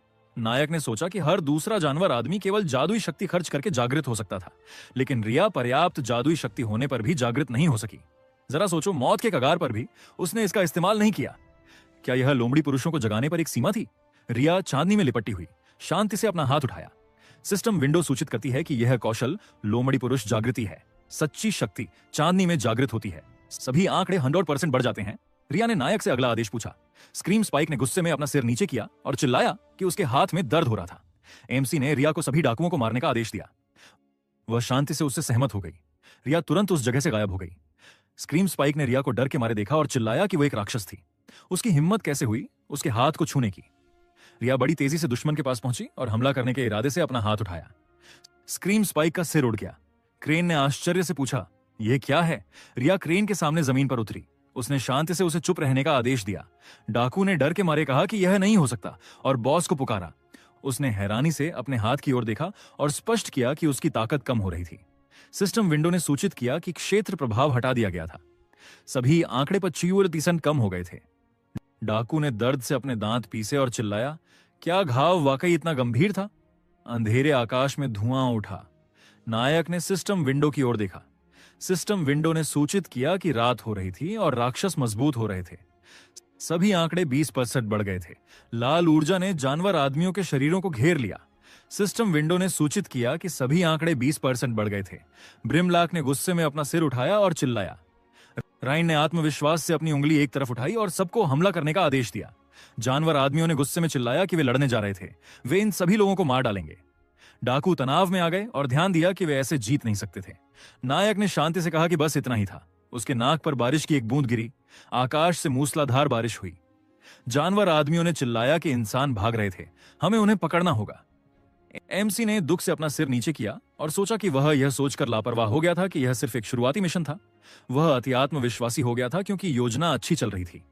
जानवर आदमियों ने खुशी से अपने हाथ उठाए और चिल्लाया कि वे जीत गए थे। जिहुन ने सोचा कि इस दुनिया की पहली लड़ाई ऐसे खत्म हुई। यह समाप्त हो गई। आधे से ज्यादा गांव जल गया था और कई जानवर आदमी मर गए थे। नायक ने गुस्से में अपने दांत पीसे और चिल्लाया कि काश उसने और कोशिश की होती। रिया ने स्पष्ट किया कि उसे सब कुछ अपने ऊपर नहीं लेना चाहिए। हर किसी की अलग अलग क्षमताएं होती हैं। एमसी ने अपने कौशल से जितना हो सका उतना अच्छा किया। वह मुस्कुराई और गांव के मुखिया से योद्धा का ध्यान रखना जारी रखने को कहा। जिहून ने उसे आश्चर्य से देखा। मुख्य पात्र के प्रति रिया का रवैया 1 मिनट तक बढ़ गया। वह शर्माते हुए एक तरफ दौड़ी और चिल्लाया कि वह तब सफाई में मदद करेगी। जानवर आदमियों ने पूछा, क्या सब ठीक है? वे भी मदद करेंगे। नायक ने मानसिक रूप से रिया को धन्यवाद दिया और सोचा कि उसने उसे शक्ति दी थी। यह अभी खत्म नहीं हुआ है, सब कुछ अभी शुरू हुआ है। सिस्टम विंडो सूचित करती है कि यह दूसरा मुख्य खोज है। आपको एक राक्षस गुट की स्थापना करनी होगी। राक्षस गुट की जनसंख्या 92 लोग है। इनाम एक यादृच्छिक कौशल प्राप्त करना है। क्या नायक इसे अभी प्राप्त करना चाहता है? एमएससी ने सोचा कि अब वह अपनी पिछली गलतियों को नहीं दोहराएगा। सिस्टम विंडो सूचित करती है कि हथियार मजबूत करने का कौशल एक सीख लिया गया है। कुछ दिनों बाद जानवर आदमी गांव का पुनर्निर्माण कर रहे हैं। नायक इमारत की छत पर बैठा रिया को पुकारा। वह जमीन पर अपना हाथ उठाया और चिल्लाया कि वह यहां थी। रिजेल ड्रैक की पूंछ ने रिया का चेहरा ढक लिया। उसने खुशी से एमसी को खाने के लिए आमंत्रित किया। जिहून ने रिजेल ड्रैक को अपने सिर पर बैठे हुए स्पष्ट किया, सच में खाना। थोड़ी देर बाद उसने भोजन को गंभीरता से देखा और ध्यान दिया कि यह फिर से गाजर थी। रिया खुशी से गाजर खाते हुए स्पष्ट किया कि गाजर का खेत जल गया था, लेकिन सौभाग्य से भोजन की आपूर्ति बच गई थी। नायक ने एक दुबले पतले चेहरे के साथ सब्जी की ओर देखा और ध्यान दिया कि वे केवल गाजर खाते थे। उसने पूछा, वह एक मांसाहारी है ना? रिया अपना भोजन चबाते हुए असहमत थी। एमसी ने दुख से कहा कि यह जबरन शाकाहार था, लेकिन कुछ न होने से बेहतर था। जानवर आदमी ने पूछा कि क्या उसका पैर ठीक था? रिया सहमत हुई और चिल्लाया कि वह चल सकती थी। जानवर आदमी ने कहा कि वह मदद करेगा। नायक ने सोचा कि जानवर आदमी की जीवन शक्ति और ठीक होने की क्षमता असाधारण थी। इसके कारण बस्ती तेजी से ठीक हो गई थी और उस क्रूर लड़ाई के बाद से 2 सप्ताह पहले ही बीत चुके थे। इस दौरान उन्होंने पीड़ितों के लिए अंतिम संस्कार किए और उन डाकुओं को छोड़कर जो मर गए या भाग गए, उन्होंने 55 कैदियों को सजा सुनाई। धमकी भरे अंदाज में हर कोई मृतकों के लिए तत्काल बदला चाहता था, लेकिन निहत्थे प्राणियों का जीवन लेना कभी आसान नहीं था और लंबी चर्चाओं के बाद उन्होंने विरोधियों को रिहा कर दिया। बेशक शर्तों के बिना नहीं। डाकुओं वाली नाव पर एक कागज का टुकड़ा लटका हुआ था। कागज पर लिखा था कि यह चीखने वाला स्क्रीम स्पाइक गिरोह था, जिसे राज्य में भी पकड़ा नहीं जा सकता था। जिहून ने सोचा कि उसने सुना था कि समुद्र में विभिन्न राक्षस रहते थे। अगर डाकू भाग्यशाली होते तो वे उनसे बचकर तैर पाते। इस तरह वे राज्य तक पहुंचते और उचित दंड प्राप्त करते। और एक बात थी जो नायक ने बाद में सीखी, डाकुओं के लोमड़ी के ठिकाने और उनके बॉस द्वारा खोजी जा रही वस्तु की तलाश का कारण। एएमसी को यह गलती से तब मिला जब वह रिया के घर आया। वह इमारत में दाखिल हुई और ध्यान दिया कि सौभाग्य से जगह बरकरार थी। नायक ने पर्यवेक्षक की आंख का इस्तेमाल किया। उसने चारों ओर देखा और सिस्टम विंडो ने घोषणा की कि ये विभिन्न स्तरों के पावर अप स्टोन थे। एमसी ने सोचा कि यह एक पावर अप स्टोन था। सिस्टम विंडो ने घोषणा की कि यह एक tier B power up stone था। जिहून आश्चर्य से चिल्लाया, क्या यह वाकई एक tier B power up stone हो सकता था? रिया ने पूछा।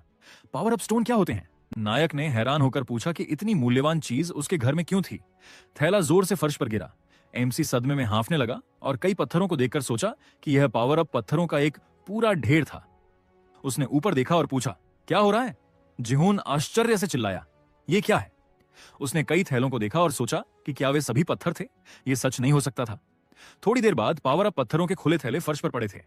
नायक ने चिल्लाया कि यह बहुत अच्छा था। उसने उत्साह से पूछा कि यह सब कितने का था? एमसी ने सोचा कि उसने बाद में सीखा कि लोमड़ी लोगों को चमकदार चीजें पसंद होती हैं और वे मानते हैं कि ये चीजें सौभाग्य लाती हैं, इसलिए उन्हें ऐसी चीजें घर में छिपाने की आदत होती है। डाकू शायद यह जानते थे। सबने कहा कि सब ठीक था, लेकिन रिया खुद को दोष देती रही और उसने सभी पत्थरों को समुद्र में फेंकने की कोशिश की। नायक ने उसे रोका। उसने चिल्लाया कि उन्हें इकट्ठा करने में रिया की गलती नहीं थी। जो कोई भी इन पत्थरों की इच्छा रखता था वह दोषी है। एमसी ने बस स्पष्ट बात कही, लेकिन उसके प्रति उसका रवैया 60 तक बढ़ गया। रिया ने अपना होंठ काटा और रोने लगी। जिहून ने स्पष्ट किया कि वह इन पत्थरों पर नजर रखेगा क्योंकि वे खतरनाक थे। राया ने अपने चेहरे से आंसू पोंछते हुए सहमति व्यक्त की। उसने उन्हें सुरक्षित रखने को कहा। नायक ने सोचा कि इस युद्ध ने उसे कुछ सिखाया था। उन्हें मजबूत बनना होगा, बहुत मजबूत। थोड़ी देर बाद एमसी ने पूछा कि रिया ने डाकुओं के हथियार कहां रखे थे। शायद गोदाम में। वे गोदाम में दाखिल हुए और रिया ने पूछा कि वे वहां क्या कर रहे थे। कमरे में पत्थरों के थैले दिखाई दिए। जिहून ने कहा कि वह अपनी किस्मत आजमाएगा। उसने आत्मविश्वास से पत्थर को अपनी तलवार के पास लाया और हथियार कौशल उन्नयन का इस्तेमाल किया। गोदाम की खिड़कियों से लाल रोशनी निकली। रिया कुछ चमकता हुआ देखकर हैरान थी, लेकिन केवल उसका चमकदार पत्थर टूट गया। नायक मुस्कुराया और कहा कि सब कुछ काम कर गया था। रिया गुस्से में चिल्लाई, क्या हुआ? क्या उसके पत्थर टूट गए? एमसी ने सोचा कि सी क्लास आइटम के लिए अपग्रेड सफलता दर 70% थी। सिस्टम विंडो सूचित करती है कि सफल संवर्धन की 70% संभावना है। क्रेन की विष तलवार हमला +1। जिहून ने सोचा कि यह मानव गुट जैसा ही था। इसके अलावा बी क्लास आइटम को बढ़ाने की सफलता दर 55% है। सिस्टम विंडो सूचित करती है कि यह हथियार एक स्क्रीम स्पाइक है, जिसका हमला 130 और जादुई हमला 230 है। नायक पत्थर को हथियार के पास लाया और सोचा कि अब वह इसे गंभीरता से बढ़ाना शुरू करेगा। उसने हथियार कौशल का इस्तेमाल किया। उसी समय राइन ने गोदाम से निकलती तेज रोशनी को देखा और स्पष्ट किया, क्या वह एक चमक थी? नायक ने बाकी दिन हथियारों को बढ़ाया। अगली सुबह जानवर आदमी ने सोचा कि क्या गांव का मुखिया अभी भी वहां था। वे क्या कर रहे थे? शायद जादू का अभ्यास कर रहे थे। रिया ने थके हुए अपना हाथ अपने चेहरे पर उठाया और जम्हाई ली।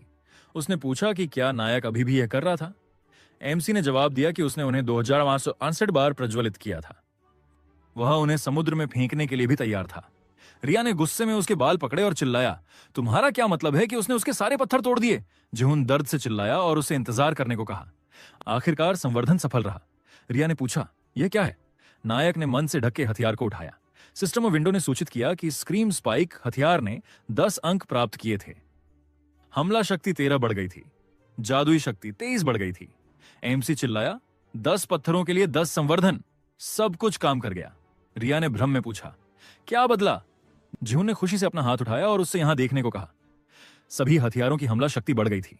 नायक ने स्पष्ट किया कि यह आंशिक रूप से इसलिए था क्योंकि निचले स्तर की वस्तुओं में सफलतापूर्वक बढ़ाने की अधिक संभावना थी, लेकिन ब्रिमलॉक हथियार ने भी 100 संवर्धन प्राप्त कर लिए थे। सिस्टम विंडो ने सूचित किया कि ब्रिमलॉक हथौड़े की हमला शक्ति 177 बढ़ गई थी। रिया ने कहा कि उसे कोई अंतर नहीं दिखा। नायक जोर से छींका। रिया ने ध्यान दिया कि हालांकि वह थोड़ा धूल भरा हो गया था। ब्रिमलॉक ने स्पष्ट किया कि गांव का मुखिया यहां था। एमसी चिल्लाया कि साथी ठीक समय पर आया था। उसने हथौड़े की ओर इशारा किया और ब्रिमलॉक से उसे आजमाने को कहा। साथी ने हथियार को कसकर पकड़ा। ब्रिमलॉक ने भयंकर रूप से हथौड़ा उठाया और चिल्लाया। जिहून ने पूछा कि क्या साथी इसका इस्तेमाल करेगा। ब्रिमलॉक ने कांपते हुए ध्यान दिया कि यह थोड़ा भारी लग रहा था, लेकिन ठीक था। नायक ने सोचा कि हथियार संभालने में भारी लग रहा था। हालांकि हथौड़ा एक सी क्लास हथौड़ा था, यह शुद्ध हमला शक्ति में बी क्लास से बढ़कर था। हथियार को अपग्रेड करने से आंकड़ों में वृद्धि उसके वजन में परिलक्षित होती दिख रही थी। एएमसी ने दुख से अपना सिर नीचे किया और ध्यान दिया कि अपग्रेड 300 पेम्बर हमलों के साथ 100 बढ़ गया था। रिया ने सोचा कि वह पहले खुश क्यों दिख रहा था और फिर उदास क्यों हो गया। जिहुन ने सोचा कि उसका हथियार एक एस क्लास हेलब्रिंगर था। सिस्टम विंडो सूचित करती है कि हेलब्रिंगर का जादुई हमला 9999 है। अतिरिक्त विशेषताएं बंद हैं। एक तलवार जो विनाश और अराजकता लाती है। यह तलवार एक दिन नरक लाएगी। एमसी ने सोचा कि 999 एक बात थी, अतिरिक्त विशेषताओं को अनलॉक किए बिना भी। उसने पहली लहर से सबसे अच्छा एस क्लास हथियार निकाला। अगर नायक के पास वह होता तो डाकू मर गए होते। उसने दुख से आह भरी और कहा कि सामान्य तौर पर चूंकि वह जादू का उपयोग नहीं कर सकता, एमसी वैसे भी इसका उपयोग नहीं कर पाता। लेकिन उसका हेलब्रिंगर, क्या उसके साथ सब ठीक है? इस बीच राज्य में एरेस के सहायक ने कहा कि राज्य का पुनर्निर्माण लगभग पूरा हो चुका है। उन्होंने वह छेद क्यों छोड़ा? नाइट ने जवाब दिया कि उसने अंदर कुछ सुना था। सहायक ने अपना सिर एक तरफ घुमाया और उस अशुभ आभा को देखा। जमीन में बड़े छेद से एक चीख निकली। उसी समय छेद में एरेस ने हथियार को अपने हाथों से पकड़ा और चिल्लाया कि यह काफी होना चाहिए। मन ने हेलब्रिंगर को घेर लिया। एरेस ने इसे आश्चर्य से देखा। वह एक तरफ हट गया और पूछा, यह क्या है? यहां निश्चित रूप से कुछ था। पुजारी ने टिप्पणी की कि यह आश्चर्यजनक था। क्या एरेस भी, जो अपना सब कुछ दे रहा था, सामना नहीं कर सका? वे यहां एक छेद नहीं छोड़ सकते। एरेस ने तनाव में हथियार की ओर देखा। कुछ समय बाद सिस्टम विंडो ने सूचित किया कि यह मुख्य खोज थी। आपको राक्षस गुट का विस्तार करना होगा।